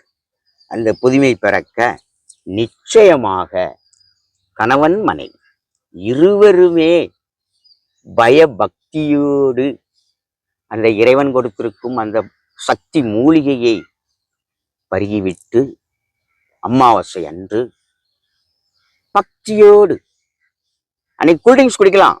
அது மாதிரி நம்ம இன்னைக்கு வேப்பிலை ஜூஸ் குடிச்சிட்டோம், மருந்து குடிச்சிருக்கோம், சக்தி வேப்பிலை உடம்புக்கு தெம்பியா குடிச்சு பாரு, அதுக்கு பிறகு தெரியும். ரத்தம்லாம் சும்மா பியூரா ஓடும், உள்ள கிருமியெல்லாம் கொன்றோம். குடல் புண்ணு, அந்த புண்ணு, இந்த புண்ணு, அத்தனை புண்ணும் க்ளோஸ் ஆயிரும். பிளட்டு பியூர் ஆகும்போது, சுத்தமாகும்போது உடம்புல தெம்பு கிடைக்கும். வேம்பு பருகிப்பார், அது உன் உடலுக்கு தெம்பு. பல நோய்க்கு ஒரு மருந்து, செலவில்லாத மருந்து. கடையில் 5 விஷயம் ஒரு டூ மஞ்சத்தூள் மட்டும் போட போற, வேப்பில ஓய்களை ஓடிக்கலாம், காசு கொடுத்து வாங்க போறியா? செலவில்லாத மருத்துவம். மாதத்தில் ஒரு நாள் கூட குடிக்கலாம். குடிச்சாச்சுன்னா இந்த உடம்பு பிள்ளை பெத்த உடனே அதுக்கு லேகியமே மருந்தே வேப்பிலை கொழுந்து அரைச்சி கொடுக்காங்க ஐயா. மருத்துவம் எங்கே இருக்கு? சக்தி மூலிகை வேப்பிலைக்குள்ளே இருக்கு. குடிச்சிட்டு கணவன் மனைவி அதுக்கப்புறம் குடிச்சு ஒரு மணி நேரமோ ஜூஸ் குடிக்கலாம், சர்க்கரை கம்மியா போட்டு டீ குடிக்கலாம். அன்று ஒரு நாள் மதியம் மட்டும் விரதம் இருந்து இரவிலே நன்றாக சாப்பாடு நன்றாக கொலைய வெந்திருக்க வேண்டும். சாப்பாடு நல்ல வெந்திருக்க சாப்பாட்டுல ரசம், மிளகு ரசம் வைத்து ஊத்தி, ஏதோ ஒரு துவையலோ ஒரு ஊறுகாயை வைத்து கொஞ்சம் மீடியமா உணவு உண்ணும் போது இந்த உடம்பில் உள்ள கழிவு பூரா அன்னைக்கு வெளியாயிரும். இந்த பச்சைல போய் அங்க போய் பண்ற பம்பிங்ல எல்லா கழிவும் வெளியாயிரும். உன் குடலும் சுத்தமாகும், உன் உள்ளமும் சுத்தமாகும். அமாவாசை அன்னைக்கு இறையாண்மைங்கிற கருவும் பிடிக்கும். உன் உடம்புக்குள்ளே உனக்கு வாரிசாக கரு பிடிக்கும். ஆண் பெண் என்று வெறுக்காதே, வெறுக்கிறவன் பிள்ளை பெக்காதே. வரதட்சணை வாங்காதே. கொடுமை, பெரிய கொடுமை, பெரிய கொடுமை நடந்துகிட்டு இருக்கு. வரதட்சணை வாங்குகிறவன் இறைவனை வணங்காது. நிச்சயமா நீ வணங்காத. ஐயா, இப்போ நீங்க குழந்தை பாக்கியம் இல்லாத தம்பதிகள் அமாவாசை நாட்கள்ல வந்து பயபக்தியோட கிரிவலம் சுத்தி வர சொல்றீங்க. அப்படி வர தம்பதிகள் வந்து பாத்தீங்கன்னா ஒரு அமாவாசைக்கு வந்தா போதுமா, இல்ல வந்து எத்தனை அமாவாசைக்கு வரணும் அப்படின்னு சொல்லுங்க ஐயா. சொல்ல போதா அதை, ஏன்னா அவர்களுக்குள்ளேயும் கடவுள் இருக்காரு. ஏன்னா நான் இதை சொன்னேன். எதை சொன்னேன்? அதாவது நீங்க அதுக்காண்டி விரதம் இருந்தாத்தான் பிள்ளை பிறக்குங்கிறது இல்லை. உங்களுக்குன்னு எங்க இருந்தாலும் பிறக்கணும்னு இருந்தா அது பிறந்தே தீரும். பிறப்பதற்கு முன்பே அதை ஏன்னா அந்த அந்த தாய் வயிற்றில் குழந்தை கரு இருக்கும்போது அந்த பெண்ணின் மனநிலை நல்லா இருக்கணும், சந்தோஷமா இருக்கணும். அந்த பெண்ணை கோவப்பட்டோ வெறுப்போ வேதனையோ அந்த தாயை அவ பெத்து முடியும் தண்டி அவளை கோவப்படுத்திடவே கூடாது. அவ கேட்கறத கொடுக்கணும். அவளை ஒரு ராணி மாதிரி பாதுகாக்கணும். உண்மையா? இன்னைக்கு பாருங்க எத்தனை பேர் எட்டி உதைக்காயா? ஏன் நடக்கு நாட்டுல பேணி அவ எப்படி அந்த குழந்தைய இருக்கல அமைதியா அன்பா இருக்காளோ அதுக்கேற்ற குழந்தை பிறக்கும், நிச்சயம் பிறக்கும். இறைவன் எழுதி விடுவார் ஞான குழந்தை. அப்போ அவ பக்குவம் பெறணும்னா, ஏன்னா அவள் மனதுக்குள்ளும் எல்லோர் உள்ளத்திலும் இறைவன் இருக்கிறார் என்பதை அறிந்த பின் நான் ஒரு வழியை காட்டிவிட்டு அதுக்கு அடுத்தாலே நான் சொன்னோம்னா நான் ஒரு பாவியாகி விடுவேன். அதனால அவங்க மனம், அவர்களுடைய மனம் இருக்கு இல்லையா, அந்த மனம் எத்தனை தடவை வர சொல்லுதோ அத்தனை தடவை அவர்கள் வரலாம். அதற்கு தடையே கிடையாது. நம் உயிருள்ள வரை நம்ம அப்பனே பிள்ளையை கொடுப்பாரு. பிள்ளையை கொடுத்தோன்னா அதுக்கு மேல இன்னும் சந்தோஷம் வந்துடும் இல்லையா? அவர் மேல இன்னும் பாசம் வந்துரும் இல்லையா? அந்த கடவுள் மேல அண்ணாமலையை சுத்தினோம், அண்ணாமலை பிறந்துட்டான், உண்ணாமலை அம்மா பிறந்துட்டா, இன்னும் அவர் மேல ஒரு பக்தி அதிகமாகும். அப்போ பிள்ளையோட சுத்துவான். அப்போ எல்லோரும் கறந்த வாழையடி வாழையாக அந்த குடும்பமே சுற்றுவார்கள. சுத்த சுத்த பிறக்கிறதெல்லாம் நல்ல ஞான குழந்தை பிறக்கும். அப்போ பக்குவப்படுத்துவதற்கு வீட்டுல இருக்கும் தண்டி நம்ம கிணத்து தவளை தான். வெளியில வரும்போது அதுக்குன்னு ஒரு பவர் சும்மா வச்சிருக்கா ஐயா. கற்கோயில் ஐயா, பொற்கோவில் ஐயா, திருவண்ணாமலை. இதுபோல் இன்னும் நிறைய ஆலயங்கள் இருக்கு. இருந்தாலும் இது ஒரு தனி இது. ஏன்னா நான் பைத்தியக்காரன் நினைப்பான். நான்லாம் பட்ட சோதனையை பார்த்த போதுமடா சாமி, சீக்கிரம் சொர்க்கத்துக்கு போகணும் இல்லையா? செத்து போனாதான் சொர்க்கங்க, அதுதான் ஐயா உண்மை. சாவுந்தண்டி மனுஷனுக்கு நிம்மதி இல்லை. இல்லை இல்லை இல்லை என்று நினைத்தவன் உயிரோட இருக்க மனசு வருமா? இது மாதிரி நல்ல ஒரு பக்குவப்படுறதுக்காக வேண்டி குறைஞ்சது ஒரு 3 மாதமாவது வரலாம். மாசத்துல ஒரு தடவைனா அம்மா சென்னைக்கு அங்க இருந்து துவைச்சு குடிச்சிட்டும் வரலாம். அன்றைக்கு விரதம் இருந்து காலையில் உணவு எடுக்காமல் குடிச்சிட்டும் வரலாம். இங்க வந்தும் குடிக்கலாம். அங்க இருந்து ரெடி பண்ணி கொண்டு எப்படினாலும் அந்த காலை டைம் ஒரு 8-9 மணிக்கு முன்னால குடிச்சிட்டு மலைய ஒரு சுத்திட்டு, அப்பா அப்பா அண்ணாமலையார் அப்பா, எல்லாம் அறிவீர் அப்பா, நீர் அறிந்தாலும் என் தலைவிதின்னு ஒண்ணு இருக்கப்பா, இருந்தாலும் உன் திருவடியை நாங்கள் சரணடைகிறோம் அப்பா, எங்களுக்கும் வேண்டும் எது வேண்டுமோ அது. ஏன்னா அமாவாசையிலேயே யாருனாலும் சுத்தலாம். அன்றைக்கு இறைவன் கருவாக இருக்கும் தாய். அமாவாசை அற்புதமான நாள். செத்து போனவனுக்கு திதி கொடுக்கிற நாளே இல்லையா? மாத்திட்டாயா அந்த பிராமணன், மாத்திட்டாயா? கருவாக இருந்து விரதம் இருக்கும் நாள் அமாவாசை. எப்பேற்பட்ட நம்பர் 1 நாள் இந்த பிரபஞ்சத்திலே. செத்து போன பிறகு நினைவு தான் ஐயா. அவங்க உயிரோடு இருக்கும்போது பிறந்த நாள் கொண்டாடுறான். செத்து போன பிறகு நினைவு நாள். செத்தவன போன சாமி ஆக்கிட்டான் ஐயா, சாமியை டம்மி ஆக்கிட்டான் ஐயா. செத்து போனவர மனுஷன் கடவுளாயா? மனுஷன் எவையா கடவுள்? எவனும் கிடையாது ஐயா இந்த உலகத்துல, பிரபஞ்சத்துல. அருட்பெருஞ்சோதி மெஞ்ஞான ஒளி இந்த உலகத்தில் பிறக்கவில்லை என்றால் இந்த மண்ணுல எந்த கடவுளியா இருக்கும்? எந்த சாமியா இருப்பாரு? எந்த சாமி இருப்பாரு? அத்தனை பேர் சவமாகி விடுவான். இன்னைக்கு மனுஷனை கடவுளாக்கிட்டான், கோயிலாக்கிட்டான். எந்த மனிதன் புனிதன் மகான் ஞானியா இருந்தாலும் நினைவு இல்லம், ஆலயம் கிடையாது. அது நினைவு இல்லம் ஆலயம் ஆக்கிட்டான், சாமி ஆக்கி கூத்தடிச்சுக்கிட்டு இருக்காங்க. ஐயா, செத்து போனவங்க கடவுள் இல்ல, அவங்க அதோட முடிஞ்சு போச்சு, அதுக்கப்புறம் அருள் பாலிக்க மாட்டாங்கன்னு சொல்றீங்களா? நிச்சயம், கன்ஃபார்ம்.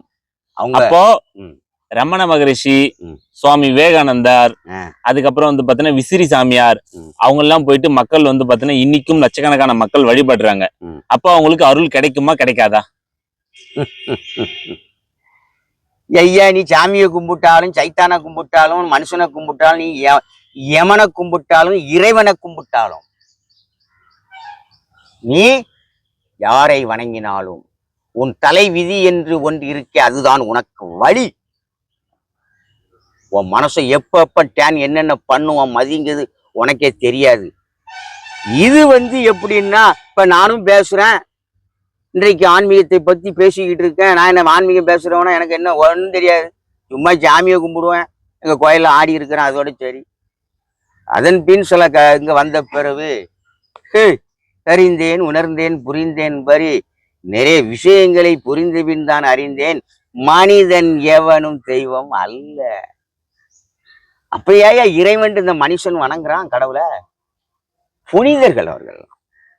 அன்றைய அரசர்கள் முதல் இன்று இருக்கும் அரசியல்வாதிகள் வரை, பொதுநலவாதிகள் இருந்து அவங்கெல்லாம் பொதுநல தொண்டு சேவை செய்ய பிறந்தவர்கள். இறைவனுடைய தீட்சை பெற்றவர்கள், அருள் ஆசீர்வாதத்தை பெற்றவர்கள் ஞானிகள் ஆனார்கள், மகான்கள் ஆனார்கள்.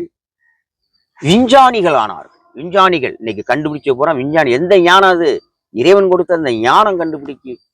இந்த அருட்பெருஞ்சோதி ஆதி புனித பூமியிலே அண்ணாமலையாரை அவர் அருளாட்சி புரியும் இந்த திரு அண்ணாமலை என்னும் புனித பூமியை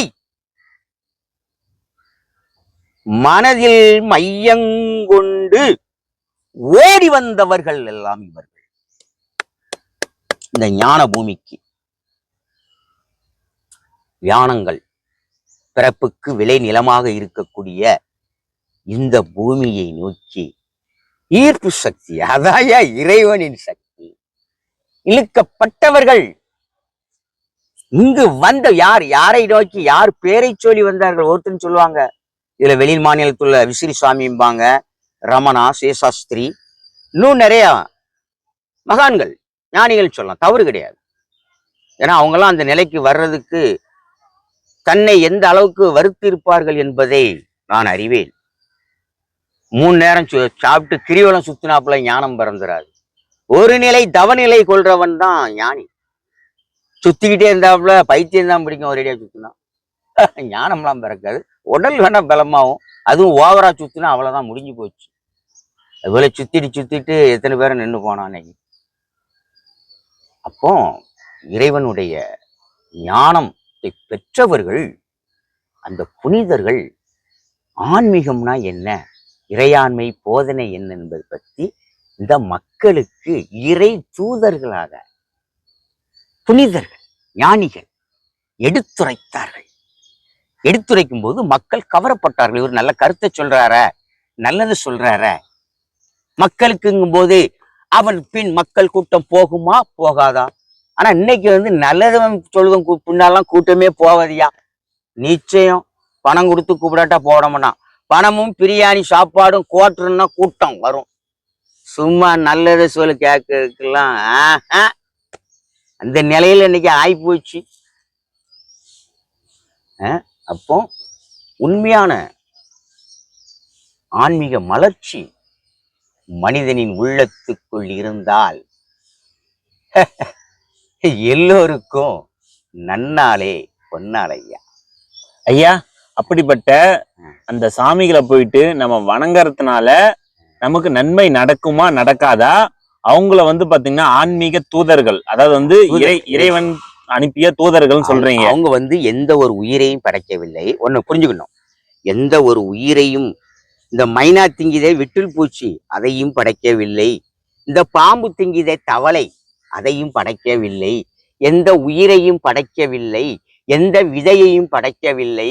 எந்த மலையையும் படைக்கவில்லை.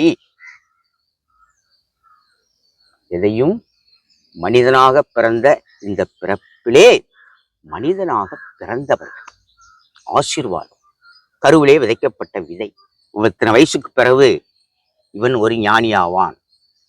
இப்ப அந்த ஜீவ சமாதியில போயிட்டு இப்ப ரமண மகரிஷி, சேஷாத்திரி சுவாமிகள், சுவாமி விவேகானந்தார், அதுக்கப்புறம் நிறைய சித்தர்களோட ஜீவ சமாதி திருவண்ணாமலை கிரிவல பாதையில இருக்கு. அவங்க பாத்தீங்கன்னா கடவுளால் அனுப்பப்பட்ட இறை தூதர்கள், இறைவனோட அருளை பெற்றவர்கள், மக்களுக்கு இறை போதனைய போதிக்கிறாங்க, நல்ல விஷயங்களை சொல்லி கொடுத்துட்டு போனாங்க. இப்ப பாத்தீங்கன்னா அவங்க ஜீவ சமாதி அடைஞ்சிட்டாங்க. இப்ப அந்த ஜீவ சமாதியை போயிட்டு நம்ம வணங்குறதுனால அங்க இருக்கான்னு கேக்கிய. ஆமா, பவர் இருக்கா இல்லையா? நம்ம போய் வணங்கினா நமக்கு நல்லது நடக்குமா நடக்காதா? உடம்பில் உயிர் உள்ளவரை அவர் ஒரு சாமி. உடம்புல உயிர் உள்ளவரை அவர் ஒரு சாமி. உயிர் போனபின் அவர் சமாதி. உயிர் போனபின் சமாதி. சமாதி ஆனபின் அங்கே ஒரு சிலையை வச்சுக்கிட்டு ஒரு கோயிலை கட்டினா சமாதி ஆயிட்டாரு, செத்து போனாரு. அதே போல அவர் சொல்லிவிட்டு போனாரே வார்த்தைகள், நல்ல நல்ல கருத்துகள், அந்த ஆன்மீக உரைகள், அதுதான் அவர் சொன்ன அருள் வாக்கு. அதன்படி நம்ம நடக்கணும். அதன்படி நடக்கணும். ஒழிய அங்க போய் கும்பிட்ட பிறகு அவருடைய அருள் ஆசையும் மகான்கிட்ட கிடைக்கும், சித்தர்கிட்ட கிடைக்கும். அவர் ஒரு மயிரளவு கூட கிடைக்காது. நம்ம மனப்பேய் பிடிச்சு போய் அலைதோம். அப்படி செத்து போன சமாதியை போய், கடவுள் ஆலயம் எதுக்கியா இருக்கு? அங்க போய் கும்பிடியா? சமாதியை போய் கும்பிட்டால சாமி வந்துருவா? இறைவனை வணங்க வேண்டும். இவன் ஜமாதியை கும்பிட்டு இருக்கான். அப்போ உடம்பில் உயிர் உள்ளவரை அவர் ஒரு சாமி, உயிர் போனபின் சமாதி, சமாதி ஆனபின் அங்கே கோயிலை கட்டி சிலையை வச்ச உடனே அவர் சாமியா? அவர் ஒரு அடையாள சின்னம். அவர் சொல்லிவிட்டு போன கருத்துக்களை நீங்கள் மனதுக்குள் வாங்கி நல்லவனா வாழணும். பிறப்பு இறப்பு ஒரு முறையே, மறுமுறை இல்லை. யாரா இருந்தாலும் சரி, மனிதன் எவனா இருந்தாலும் சரி, மாண்டு போனபின் மீண்டும் எவனும் பிறப்பதில்லை. இந்த பூமியில் மாண்டு போனபின் மீண்டும் பிறப்பதில்லை, ஒரு முறையே. இறைவனுக்கு நிகரானவன் மனிதன் அல்ல, அல்ல, அல்ல. இறைவன் அருள் வழங்குகிறவர், மனிதன் பெறுகிறான். பெற்றவன் என்ன கடவுளா? இறைவனுடைய ஆசீர்வாதத்தை பெற்றதுனால மனிதனையும் சாமியாக்கி விட்டோம். எத்தனை நிறுவன சாமியார பைத்தியக்காரனை ஞானி சாமியாக்கி வச்சிருக்காங்க தெரியுமா? எங்க பைத்தியக்காரனையும் சாமியாக்கி வச்சிருக்காங்க. ஒரு பெரிய ஞானி மகான். கடவுள் என்ன பைத்தியக்காரனாயா? இல்லைன்னா ஊமையா கடவுள்? இறைவன் என்ன ஊமையா? பேசும் தெய்வம். மனிதர்கள் மூலம் உனக்குள்ளும் இறைவன் இருக்கிறார் என்றும் இறைவன் உன்னோடு, உன் வாழ்க்கை உன் மனதில். சாமி, திருவண்ணாமலைய பெண்கள் வந்து பார்த்தோன்னா எத்தனை முறை கிரிவலம் சுத்தினா நன்மை பயக்கும்? ஒரு முறை கிரிவலம் சுத்தலாமா, இல்ல எந்தெந்த நாட்கள்ல கிரிவலம் சுத்தி வந்தா பெண்களுக்கு ஒரு நல்லது நடக்கும்?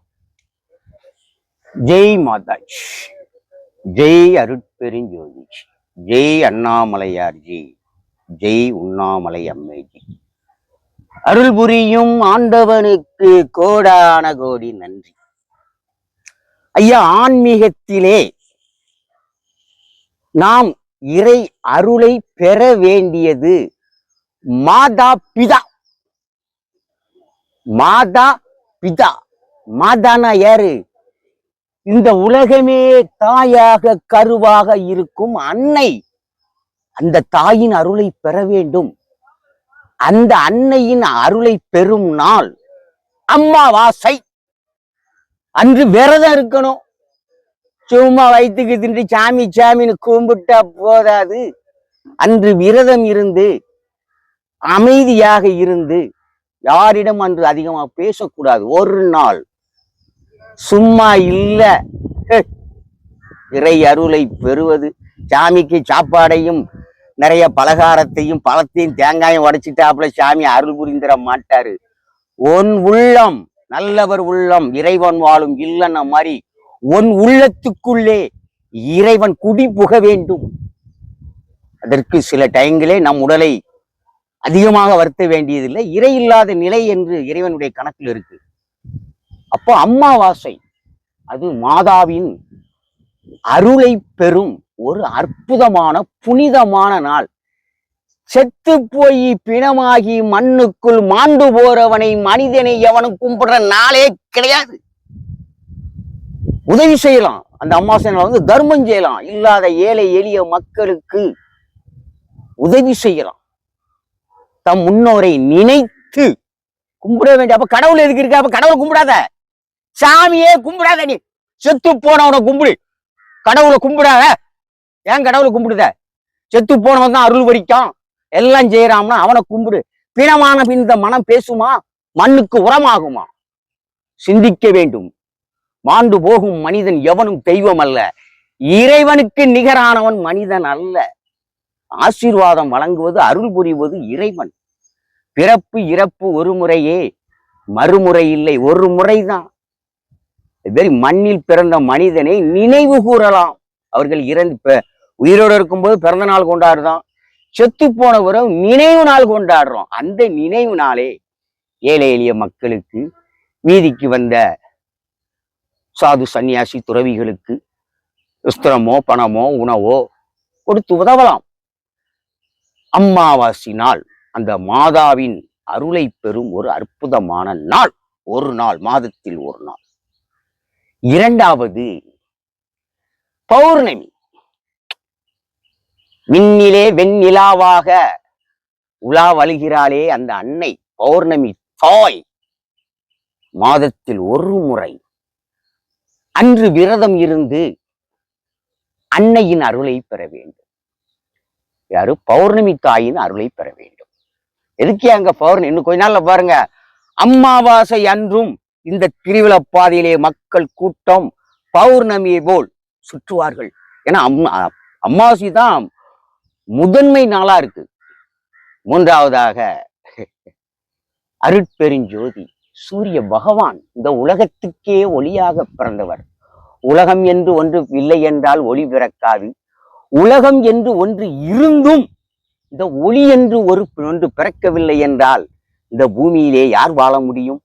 பகவான், சூரிய பகவான் அனுதினமும் அருட்பெருஞ்சோதியாக மெய்ஞான ஒளியாக விண்ணிலே உலவருகிறார். அவர் அருளை பெற வேண்டும். அவர் அருள் அனுதினமும் உனக்கு கிடைக்கும். அப்போ மாதா பிதா, இதிலே மாதாவாக இருக்கக்கூடியது இந்த உலகமே தாயாக கருவாக இருக்கும் இந்த உலகம், பிரபஞ்சம். இந்த பிரபஞ்சம், அதிலிருந்து நாம் ஆற்றலை பெற வேண்டும். கற்சிலைக்குள் இருந்து எந்த ஆற்றலும் கிடையாது, மயிர் அளவு கூட கிடையாது.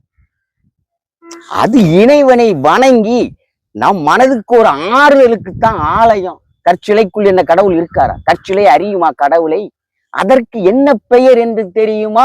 உன்னை அறியுமா? அந்த உலகத்தை அறியுமா?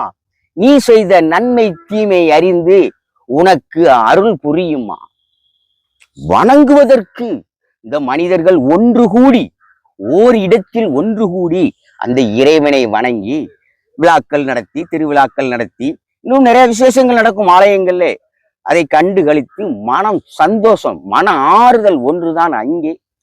அதற்கும் மேற்கொண்டு நீ இறைவன அருளை பெறணும்னா அதற்கென்று தவம் இருக்கணும், விரதம் இருக்கணும்.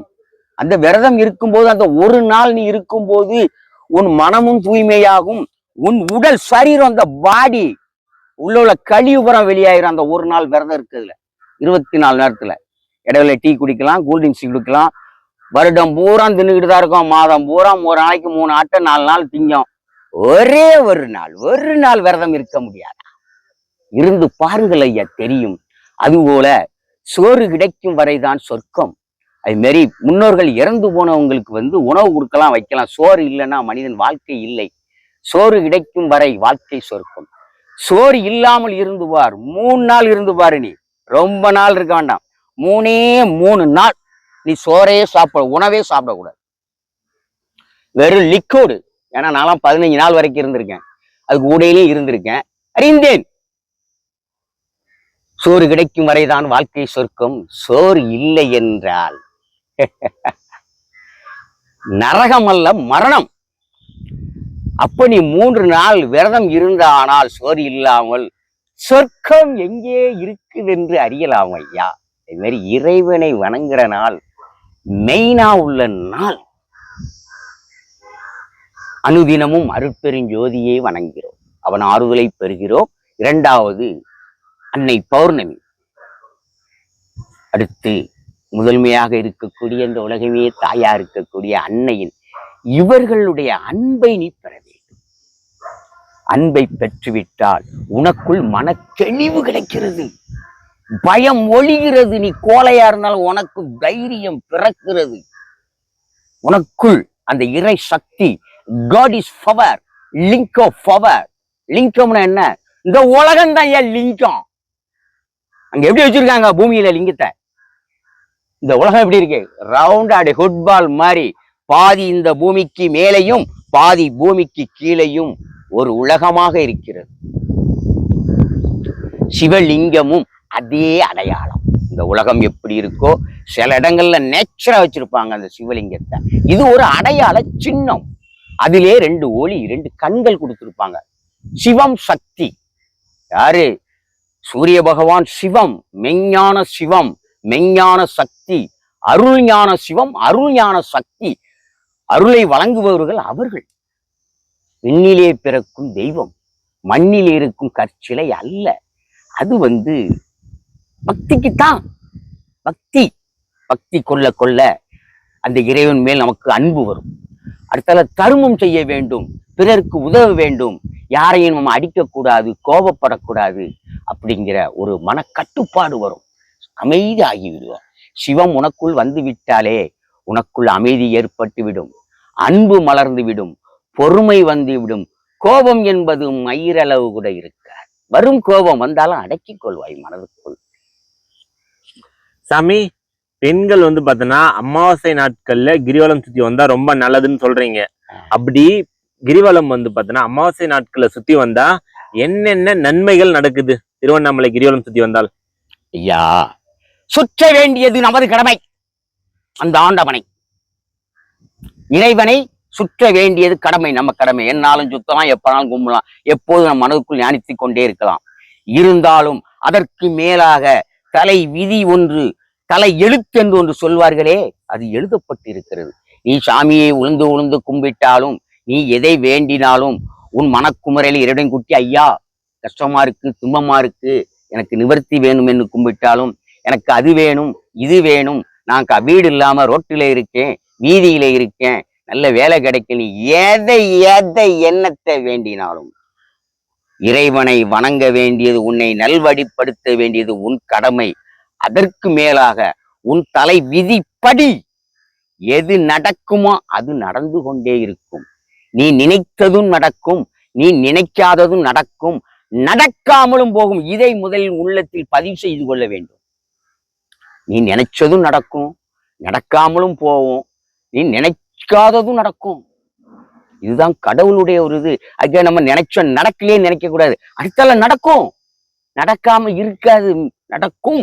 அது கொஞ்சம் நாள் போகும். ஆண்டவனுக்கு தெரியும் எது எப்ப நடக்குமோ அப்பவும் அதை நிறைவேற்றுவார். அது மாதிரி உன் வாழ்க்கையிலே, மனிதனுடைய வாழ்க்கையிலே மெயினா உள்ள பாயிண்ட் கேரக்டரே இதுதான். உன் முன்னோர்கள் செய்த நன்மை தீமைப்படி நீ கருவிலேயே விதைக்கப்பட்ட ஒரு விதை. மதி உனக்கு தலை விதி, மனசாட்சி உன் வாழ்வுக்கு வழிகாட்டி. அவனவன் எழுதிய தலை விதிப்படி அது நடந்தே தீர்மன்றி அதை மாற்று சிவனாலும் முடியாது, யமனாலும் முடியாது, மனிதன் எவனாலும் மாற்ற முடியாது. ஊரை மாத்தினாலும் போவாது, பேரை மாத்தினாலும் போவாது. சரிங்க ஐயா, நீங்க சொல்றீங்க ஒருத்தரோட தலை விதிப்படிதான் நடக்கும். முன்னோர்கள் செய்த பாவங்கள், தீமை தீமைகளுக்கு ஏற்ப அவங்களுக்கு நடக்கிறது நடந்தே தீரும்னு சொல்றீங்க. அப்ப எதுக்கு சாமி, எதுக்கு வந்து திருவண்ணாமலையே மக்கள், லட்சக்கணக்கான மக்கள் கிரிவலம் சுத்தி வராங்க? அடுத்து பிறக்கும் பிறப்புருக்கு பிறவி கடன் இதழ். உன் முன்னோர் செய்த பாவத்தை தீர்த்து, அந்த கடனை தீர்த்து நீ விடைபெறு, வெளியில வருகிறாய். பிறவி கடன் நீந்தி வெளியிலே வருகிறாய். முன்னோர்கள் செய்த பாவம் இருக்கே, அந்த கணக்கை தீர்த்தாத்தான் அடுத்தால தர்மம் பிறக்கும். அந்த கணக்கு தீராம தர்மம் பிறக்காது. அதை தீர்ப்பதற்கு வருகிறார்கள் ஐயா இவங்களாம். அது தீர்ந்து ஏற்கனவே முன்னோர்கள் செய்த பாவம் கர்மம் தீர்ந்திருந்து அவர்கள் தர்மத்தில் வாழ்ந்திருந்தால் மேலும் மேலும் அவர்களுக்கு தர்மம் பிறக்கும். அவர்கள் வாழ்க்கை வழி ஒளியாக இருக்கும். பாவம் தொடர்ந்தால் மாயையாவும் இருளாவும் வாழ்க்கை வாழ்வதற்கே அனுதினமும் வெறுத்து வெறுத்து வாழ்ந்து கொண்டு இருப்பான். இப்ப சமீபத்திலோட ஒருத்தன் செத்தாயா, அவன் என்ன சொன்னான் தெரியுமா? அறிந்தீர்களா? பேப்பர்ல பார்த்திருப்பீங்க. அவரு ஒரு யூடியூபர். திருமணமாக 5 நாட்கள் தான் இருக்கிறது, 27 வயது ஆகிறது. பத்திரிகை கொடுக்க போகிறார். எங்கே? திருமணத்துக்கு பத்திரிகை கொடுக்க கொண்டிருக்கும் அவருக்கு இந்த மனம் ஆகிறது. விதி முடியும் போது மதி மாறிவிடும். பாய்சன் அடிச்சு செத்து போனாரு. அதுக்கு முன்னால ஒரு கருத்தை பதிவு செய்யறாரு. கோயிலுக்கு போனாலும் என் பாவம் தீருமோ தீராதோ, கோயிலுக்கு போனாலும் தீந்துச்சா சீரலை, அவனை கொண்டுட்டா. அப்போ பாவங்கிற கணக்கு யாராலையும் அதை தீர்க்கணும். அதை தீர்ப்பதற்கு வந்து கொண்டு இருக்கிறார்கள். அதை அவர்கள் அறிய மாட்டார்கள். தீர்க்கணும். தீர்ந்து விட்டால் தர்மம் பிறந்து விடும். எல்லாமே நல்லபடியா நம்ம நினைச்சதுக்கு மேல நடக்குங்க. நம்ம நினைக்கவே வேண்டாம். நீ நினைச்சாலும் நினைக்காத உனக்கு நடக்க வேண்டிய நடக்கும். அது நீ நினைச்சதுக்கு மேலே நடக்கும்யா தர்மம் இருந்தா. சரிங்க ஐயா, நம்ம முன்னோர்கள் செய்த பாவங்களை தீர்த்து நம்ம வந்து வர தலைமுறைக்கு நாம தர்மத்தை சேர்க்கணும்னு நீங்க சொல்றீங்க. அதேதான். அப்படி என்ன நம்ம தர்மத்தை சேர்க்கணும்னா நம்ம என்ன பண்ணணும்? அடுத்து அத சொல்லுங்க. முதல்ல உண்மையை பேசணும். முதல்ல உண்மை பேசணும். பொய் இருக்கக்கூடாது இந்த உள்ளத்துக்குள்ள. நீ பொய் பேசினாலே ஆண்டவன் அருளை ஒரு நாள் பெற முடியாது.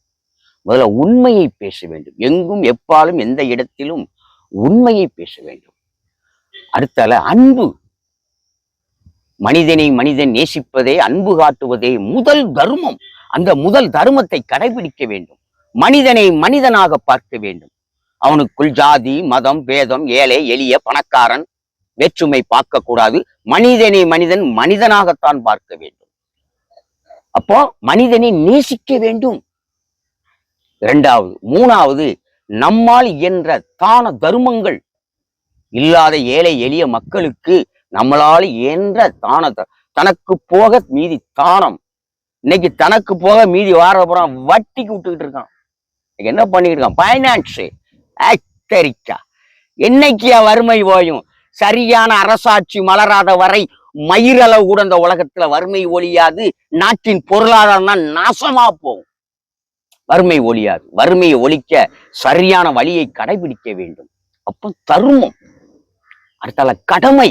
நீ இந்த உன் வீட்டுக்கும் உன் நாட்டுக்கும் செய்ய வேண்டிய கடமை எது? இன்னைக்கு பாருங்க, பதவியில இருந்துகிட்டே லஞ்சம் வாங்குறான். அப்ப அது என்ன அர்த்தம்? இறைவனுக்கு விரோதமான செயல். பதவிக்கும் உதவிக்கும் லஞ்சம் வாங்குறவன் அரசு ஊழியராவன். அவன் ஒரு பாவி. அரசு பதவியிலே இருக்கிற பாவி. ஒரு தடவை தவறு செய்த அவன் டிஸ்மிஸ். அவன் பதவியில இருக்கதே தகுதி இல்லாதவன் என்பதை ஆண்டவன் காட்டுகிறார். காட்டியும் திரும்ப வேலையை போட்டுக்குவான். கடமை. உன் வீட்டுக்கும் இந்த நாட்டுக்கும் செய்ய வேண்டிய கடமையை சரியான முறையில் செய்ய வேண்டும். அடுத்து மனசாட்சி.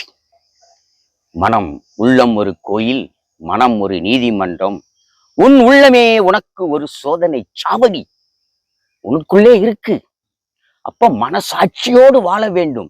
நீ செய்கிற காரியங்களிலே செயல்களே போகும்போது எங்கேயும் எது நடந்தாலும் என்ன, எது நன்மை, எது தீமை, எது உண்மை, எது பொய், எது நல்லது, எது கெட்டது என்பதை இந்த மனம் உனக்கு சொல்லாதா?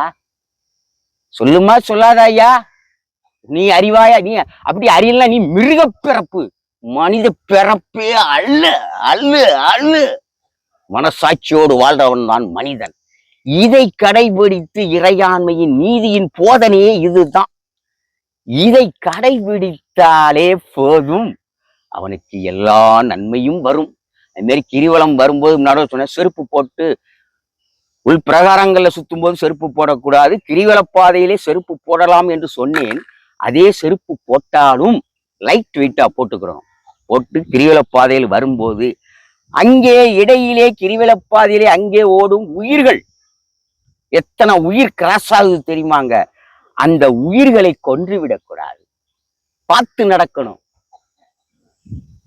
எந்த உயிரும் நம் கால் மிதிப்பட்டு நாம் கிரிவலம் செல்கிறோம், எந்த உயிரும் நம் கால் மிதிப்பட்டு செத்துறக்கூடாதுன்னு கவனமாக போக வேண்டும். உயிர்களை நேசிக்க வேண்டும். இறைவனை இந்த உள்ளத்தில் பூஜிக்க வேண்டும். மனிதனாக பிறப்பவன் மனித தர்மத்தோடு வாழ்ந்தால் அவனுக்கு நிச்சயம் மேன்மை உண்டு. சாமியை கும்பிட்டாப்புல அந்த அன்னைக்கு கிடைச்சிடாது. இதெல்லாம் சும்மா ஆக்ஷன்யா, நடிக்கிறோம்யா. சாமியை கும்பிடுத மாதிரி இப்படியே கும்பிட்டு உளுந்து உருண்டு கும்பிட்டால மாலையை வாங்கி போட்டாப்புல ஆசீர்வாதம் பண்ணிடுவாரா? உன் உள்ளம் தூய்மையா இருந்தா உனக்கு ஆசீர்வாதம் கிடைக்கும். சரிங்கய்யா, திருவண்ணாமலைக்கு லட்சக்கணக்கான மக்கள் கிரிவலம் வராங்க. அப்படி வரும்போது இங்க இருக்கிற சிவனடியார்களுக்கு சில பேர் பார்த்தனா அவங்க தர்மத்தை செய்யறாங்க, நிறைய பேர் செய்ய மாட்டாங்க. இப்ப தர்மம் செய்தால் நமக்கு நன்மை நடக்குமா, நடக்காதா? நிச்சயம் நடக்கும் ஐயா, நன்மை நடக்கும். பின்னால் பிறக்கும் வாரிசுக்கும் நல்ல சந்தோஷமான, ஆனந்தமான, அற்புதமான வாழ்க்கை கிடைக்கும். மன நிம்மதி கிடைக்கும். நிம்மதி தான் ஐயா சொர்க்கம். நம்ம வாழ்றதுலயே நிம்மதி தான் சொர்க்கம். அடுத்தால ஒருத்தன் அன்னைக்கு பேப்பர்ல போட்டிருக்கான், அவனும் இதே மாதிரிதான், குறைஞ்ச வயசு பையன், சரியான பெற்றோருடைய கவனிப்பு இல்லாம அவனும் யாருடைய ஒரு அன்பையும் பெறாதனால, தனிமைப்படுத்தப்பட்டதுனால இன்ஜினியர் படிச்சு போயிட்டான், இன்ஜினியர் ஆயிட்டான். கை நிறைய சம்பளம் வாங்கியும் நிம்மதி இல்லை. அதனால் நான் சாகிறேன் சாகிறாயா. என்னையா இதுல இருந்து என்ன தெரியுது? கர்மம் கர்மம் மனிதனை விடாது துரத்தும் கருப்பு. அதுதான் லிங்க், ஆன்மீகத்தின் லிங்க் மனிதனுக்கும் இறைவனுக்கும். சரிங்க ஐயா, திருவண்ணாமலை பாத்தீங்கன்னா ஒரு சிவலிங்கமா மக்கள் வழிபடுறாங்க. அப்படி சிவலிங்கமா வழிபடுற திருவண்ணாமலைய எத்தனை முறை கிரிவலம் சுத்தி வந்தா முக்தியை அடையலாம்? முக்தினா என்னதுயா சொல்லியா? பிறப்பு இறப்பிலிருந்து விடுபட்டு ஒரு ஆத்மார்த்தமான நிலையை அடைவதே முக்தின்னு சொல்றாங்க ஐயா. அதாவது இறைவன்ட்ட வந்து புத்தியை கேட்கணும்யா. முக்தினா முடிஞ்சு போறதுயா. சும்மா தவறா சித்தரிச்சிருக்காங்க. அண்ணாமலையார் அண்ணாமலை அம்மைன்னு போடணும். அண்ணாமலையார் அண்ணாமலை அம்மை, அண்ணாமலையார் உண்ணாமலை அம்மை. இங்கே உண்ணாமல் விரதம் இருப்பவனுக்கு ஞானங்கிற பரிசு இல்லையா. உண்ணாமல் இருப்பவனுக்கு உண்ணாமலை அம்மன். அது பேரை பாருங்க, வேற மாதிரி போட்டு வச்சிருக்கான். அதை அண்ணாமலையார் உண்ணாமலை அம்மை என்று மாற்ற வேண்டும். அது மாதிரி கிரிவலம் சுத்திட்டாப்புல அந்த அன்னைக்கு எல்லாம் கிடைச்சிருங்கிறது நம்ம மனப்பேய். உடனே கிடைச்சிடாது ஐயா. நாள்படத்தான் எல்லாம். நம்ம வாழ்க்கையில மெயின் கேரக்டர் என்னங்கிற வளர்றோம், குழந்தையா வளர்ந்துகிட்டு இருக்கோம். படிக்கணும், நல்ல கல்வி அறிவு இருந்தா படிப்பான். படிச்சாலும் சரி படிக்காட்டாலும் சரி அவனுக்கு ஒரு கூலி வேலை செய்யறதுக்கோ ஒரு மூடை தூக்குறதுக்கோ சக்தி பலன் இருந்தாலே போதுயா. அதுக்காண்டி படிச்சு பெரிய ஆபீசரா தான் போனோம், பெரிய அதிகாரியா தான் போகணுங்க.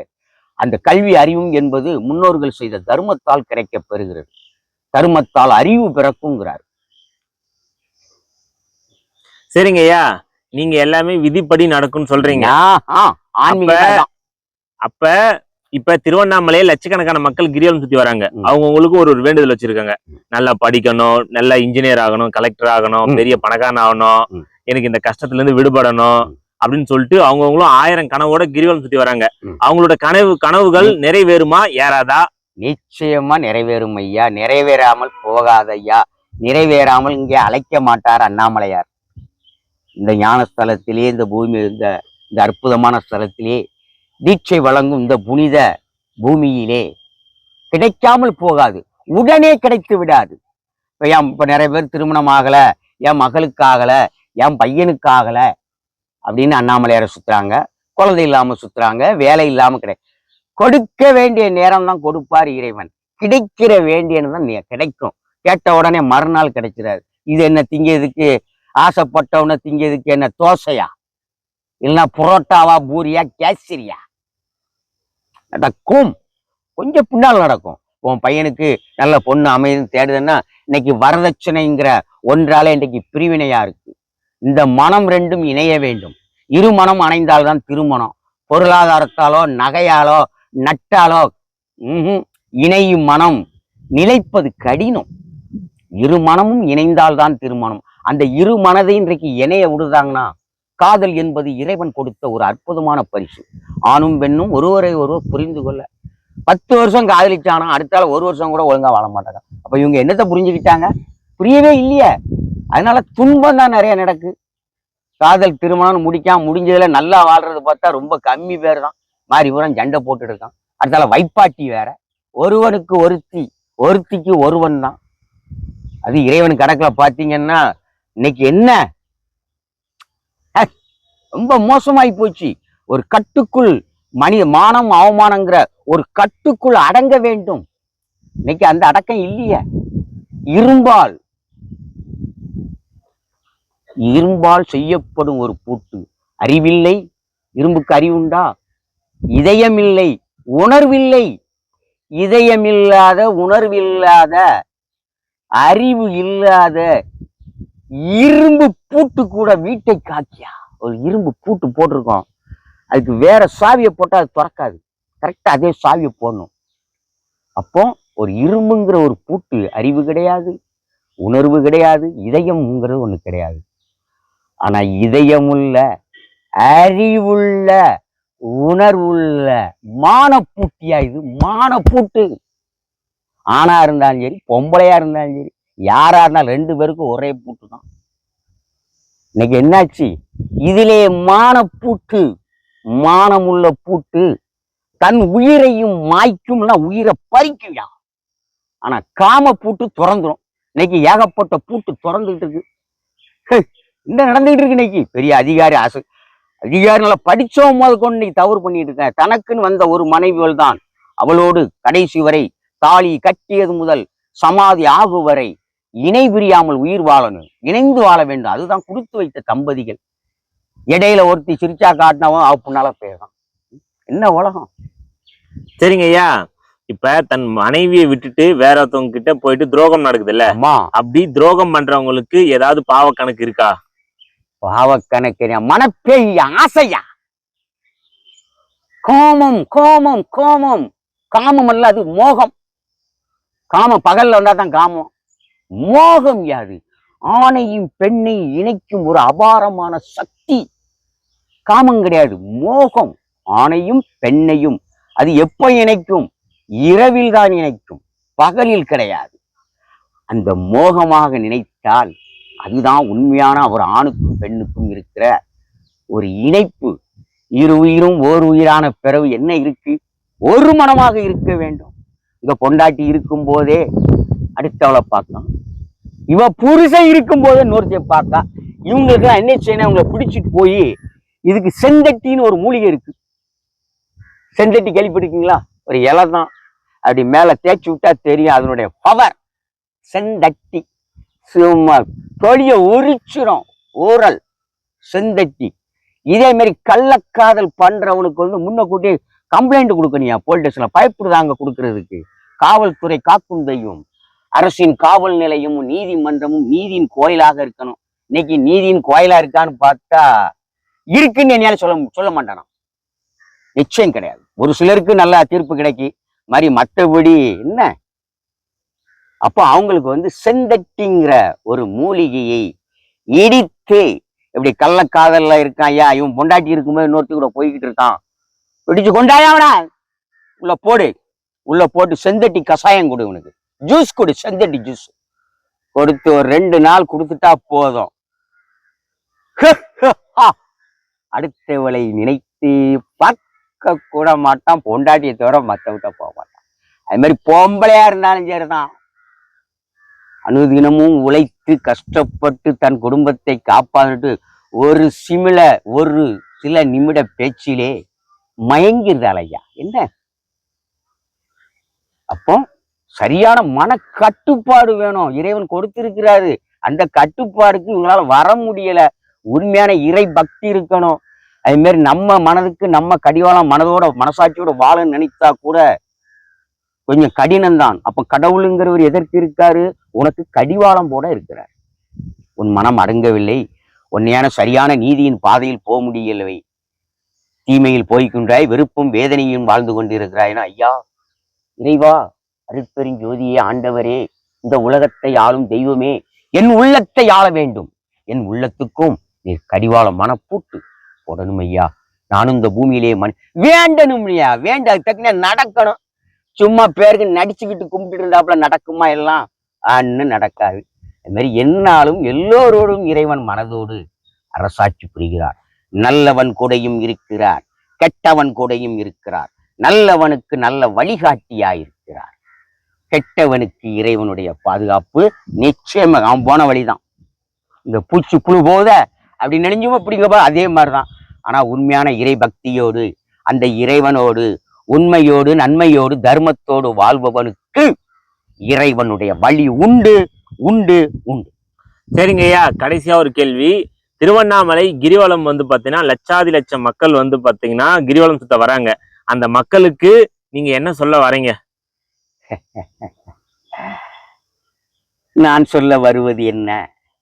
நீ கடவுளை வணங்கினாலும் உன் உள்ளத்தில் உண்மை, அன்பு, தர்மம், கடமை, மனசாட்சியோடு இறைவனை வணங்கினால், வழிபட்டால், ஆலய வழிபாடு இது உன் மனதை பக்குவப்படுத்துவதற்கும், முன்னோர் செய்த பாவங்களை, கருமங்களை, அந்த தீமைகளை, கருமம், பாவம், சாபம் இவைகளை தீர்ப்பதற்கும் நீ ஆலய வழிபாடு வருகிறாய். வழி வரும்போது அதை சரியான முறையில் நீ கடைபிடித்து அதை செய்தால் நிச்சயம் என்னை உண்டு, நிச்சயம் உண்டு. ஆனா அதெல்லாம் கடைபிடிக்காம சும்மா டைம் பாஸுக்கு தீவிரம் சுத்திட்டு போனேன்னா என்ன நடக்கும்? இங்க டைம் இன்றைக்கு சுத்துறதுல 75% டைம் பாஸ்ல தான் சுத்திக்கிட்டு இருக்கான். இதுல 25% நான் பார்த்துட்டு தானே இருக்கேன். 12-13 வருஷமா அந்த ஏரியாவில் பார்த்துட்டு தான் இருக்கேன். நல்ல மன பக்குவம் பெறுறவர்கள் மன அமைதியை கடைபிடிக்கிறார்கள். தேவையான நேரத்துல ஒரு சிலருடைய ஒருத்தர்லாம் 2 பேர் பேசிட்டு அவங்க தர்மத்தை மட்டும் அந்த மக்களுக்கு கொடுத்துக்கிட்டு போயிட்டே இருக்காங்க. ஏழையாக இருப்போரை வாழ வைப்பதே மனித தர்மம், முதல் தர்மம். இரண்டாவது, வீதிக்கு வந்தோருக்கு கொடுக்கும். வீதிக்கு வந்த பின் நீ கொடுப்பது பிச்சை. அந்த பிச்சையை கூட இன்னைக்கு திருவிழப்பாதையில நிறைய பேர் இங்க இருக்கிற ஆசிரமங்கள், பெரிய பெரிய லார்டு லபக்தாஸ் வச்சிருக்கான பெரிய பெரிய ஆசிரமம், நல்ல சோறு போடுறான் ஐயா. உங்க ஐயால பச்சரிசியை போடலாம், வாடி போன கத்திரிக்காயும் காய்கறியும் போட்டு நல்ல சாப்பாடு கூட கிடையாது. அவன் கலெக்ஷன் பண்ணிட்டு இருக்கான். இன்னைக்கு உலகம் முழுக்க இருந்து கலெக்ஷன் பண்ணிட்டு இருக்கான். சும்மா பெருப்போம் செருப்போம் துண்டையும் வேட்டியும் கொடுத்து ஏமாத்திக்கிட்டு இருக்கான். அந்த தர்மங்கிற அந்த விதைப்பது இல்லை. பையில பணம் இருந்தாலும் இங்க கோயிலுக்கு வரும்போது அவர்களுடைய செலவு எவ்வளவு இருக்கும். வீட்டை விட்டு கிளம்பி சாமியை கும்பிட்டு அவங்க போகும்போது, சும்மா இல்ல ஆலயம் வரும்போது நிறைய செலவுகள் இருக்கு. அதிலே தர்மம் என்ற ஒன்றும் இருக்கிறது. மற்றதெல்லாம் செலவழிப்பாங்க. ஆனா அந்த தர்மம் என்று ஒன்றை கொடுக்கும் போது மனக்கசக்கு, மனம் கசதியில வேற எழுதி போடுக்கணும். பிச்சை போடாதீர்கள், பிச்சை கொடுக்காதீர்கள். எவையா போட்டான் அப்படி? அப்ப இன்னைக்கு இந்த வீதிக்கு வந்த அத்துமுறை நீங்க கொடுக்க முடியுமா? எவன் பிச்சை போற உன்னையால பார்க்க முடியுமா? எவ்வளவு இருக்காங்க இன்னைக்கு தமிழ்நாடு, இந்தியா முழுக்க எடுத்துக்கிட்டா வீதிக்கு வந்தவங்க மனம் வெந்து நொந்து வேதனைப்பட்டு வெறுப்படைந்து இன்னைக்கு வீதிக்கு வந்தவன் லட்சோபதி லட்சம் மக்கள் இருக்காங்க. எல்லாம் மனிதன். இதுல நல்லா வாழ்ந்தவனும் இருக்கான், ஏழையும் இருக்கான், கஷ்டம் எல்லாரும் இருக்கான். பெரிய பெரிய வேலை பார்த்தவன் இருக்கான், பெரிய பெரிய அதிகாரியா இருந்தவன், பெரிய பெரிய வேலை பார்த்தவன் கூட அந்த பாவம் அவனை வீதிக்கு கொண்டு வந்து விட்டது. பாவம் இங்க வந்த பிறகு நான் பெரிய ஆபீசரு, நான் பெரிய அப்படி இருந்தேன், நான் பெரிய லாடு லபக். எந்த லபக்கு தாசா நாளைக்கு வீதிக்கு வந்துட்டல ஐயா நீ? வீதியில வந்து இன்னைக்கு ஓசியில சாப்பிட்டுட்டு இருக்கோம். அண்ணாமலையார் அந்த ஆண்டவன் கொடுக்கிற சோத்தை சாப்பிட்டுட்டு உழைக்காம சாப்பிட்டுக்கிட்டு ஓசியில வாழ்ந்துகிட்டு இருக்கோம். கொடுக்கிற அந்த பிச்சை காசை தர்ம காசை வாழ்ந்துகிட்டு இருக்கவன் இங்க வந்த பிறகு என்ன பெரிய சாமியா? வேலையை விட்டாலும் அவன் என்ன பெரிய சாமியா? அது மாதிரி வரக்கூடிய பக்தர்கள் முதலில் மன அமைதி காக்க வேண்டும். நிச்சயமாக எந்த அளவுக்கு உங்க மனதை பக்குவப்படுத்துகிறீர்களோ, அமைதிப்படுத்துகிறீர்களோ, அந்த இறைவனை மட்டும் உள்ளத்தில் பூஜித்து கொண்டு நீங்கள் இறைவனை, இது வந்து அருள் பாவிக்கும் ஸ்தலம். பரிகார எந்த ஸ்தலமே பரிகார ஸ்தலமே கிடையாது. பரிகாரம் பண்றதுக்கே ஆலய இல்ல. பரிகாரம் பண்ண வச்சுட்டான், சூனியத்தை பரப்பிட்டான். பக்திக்குத்தான் ஆலயம். அந்த ஆலயத்தை பார்த்து நமக்குள் பக்தி விழிப்பு அடையணும், விழிப்புணர்ச்சி பெறணும். ஆலயத்தை பார்த்த உடனே பார்க்கும்போது நாம் இங்க இருக்கிற சாது சன்னியாசிகளுக்கு அந்த தர்மத்தை செய்யும் போது அந்த கருமங்கள் அப்படியே குறைஞ்சி முடிஞ்சு போகும். அடுத்தால தர்மம் பிறந்துருயா. தர்மம் பிறந்துட்டுனா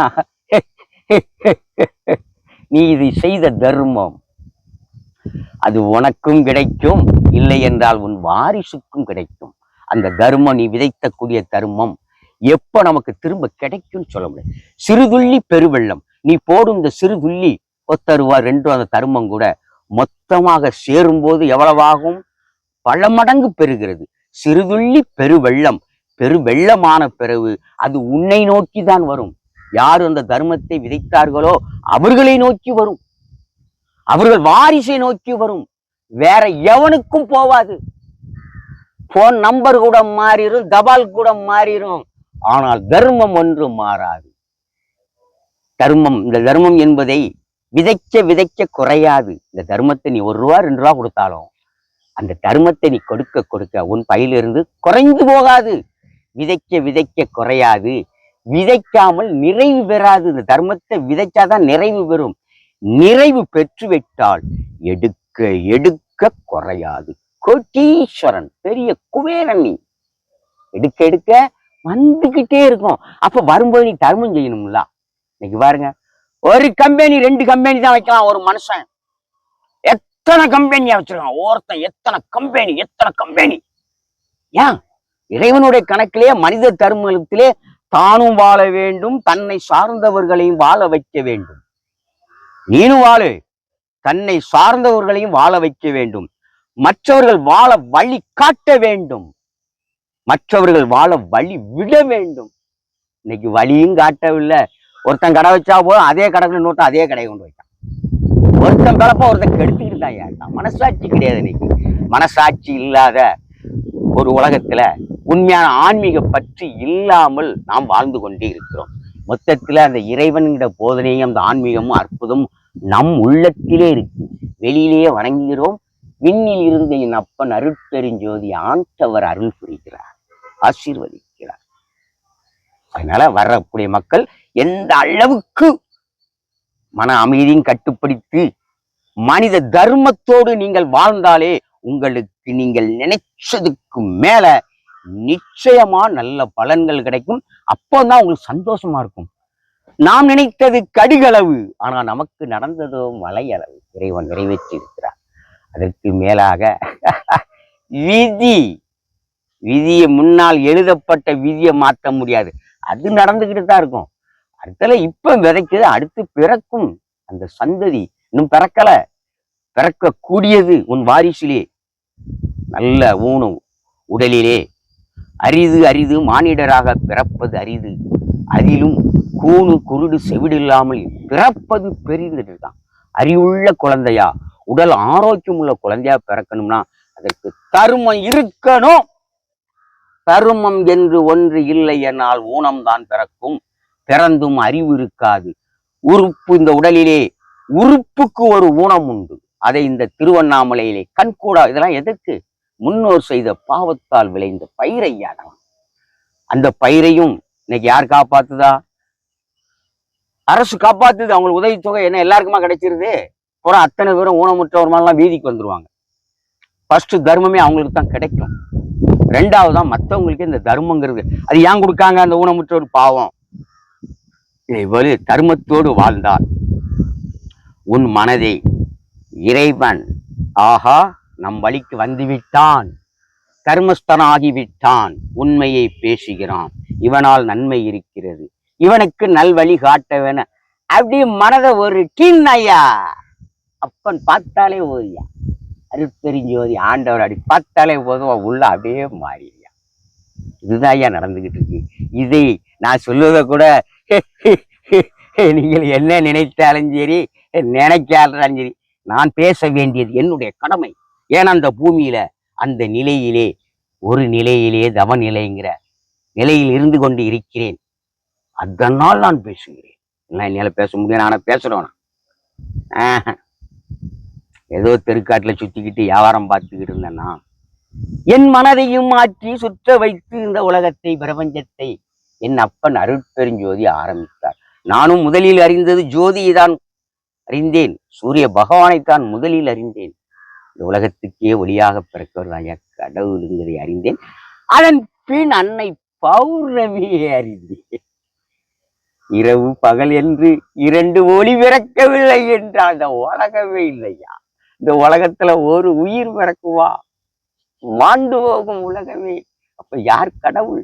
அதன் பின் அறிந்தேன், உலகமே தாயாக கருவாக இருக்கும் உலகத்தில் நாம் வாழ்ந்து கொண்டு இருக்கிறோம். அதிலே உயிர்கள் பிறக்கிறது. உலகம் என்று ஒன்று இல்லை என்றால் இங்கே ஒளி பிறக்காது. உலகம் என்று ஒன்று இருந்தும் அந்த அருட்பெருஞ்சோதி மெய்ஞான ஒளி பிறக்கவில்லை என்றால் இந்த உலகம் இல்லையே.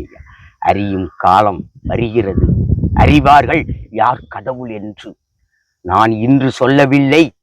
நான் என்னைக்கு வீதிக்கு வந்தேனோ 17 ஆண்டுகளுக்கு முன்பாலே, 18 ஆண்டுகள் ஆகிவிட்டது வெளியிலே வந்து, வரும்போதிலிருந்து ஆரம்பத்திலிருந்து நான் சொன்னேன். எனக்குள் வந்தது வசனம்.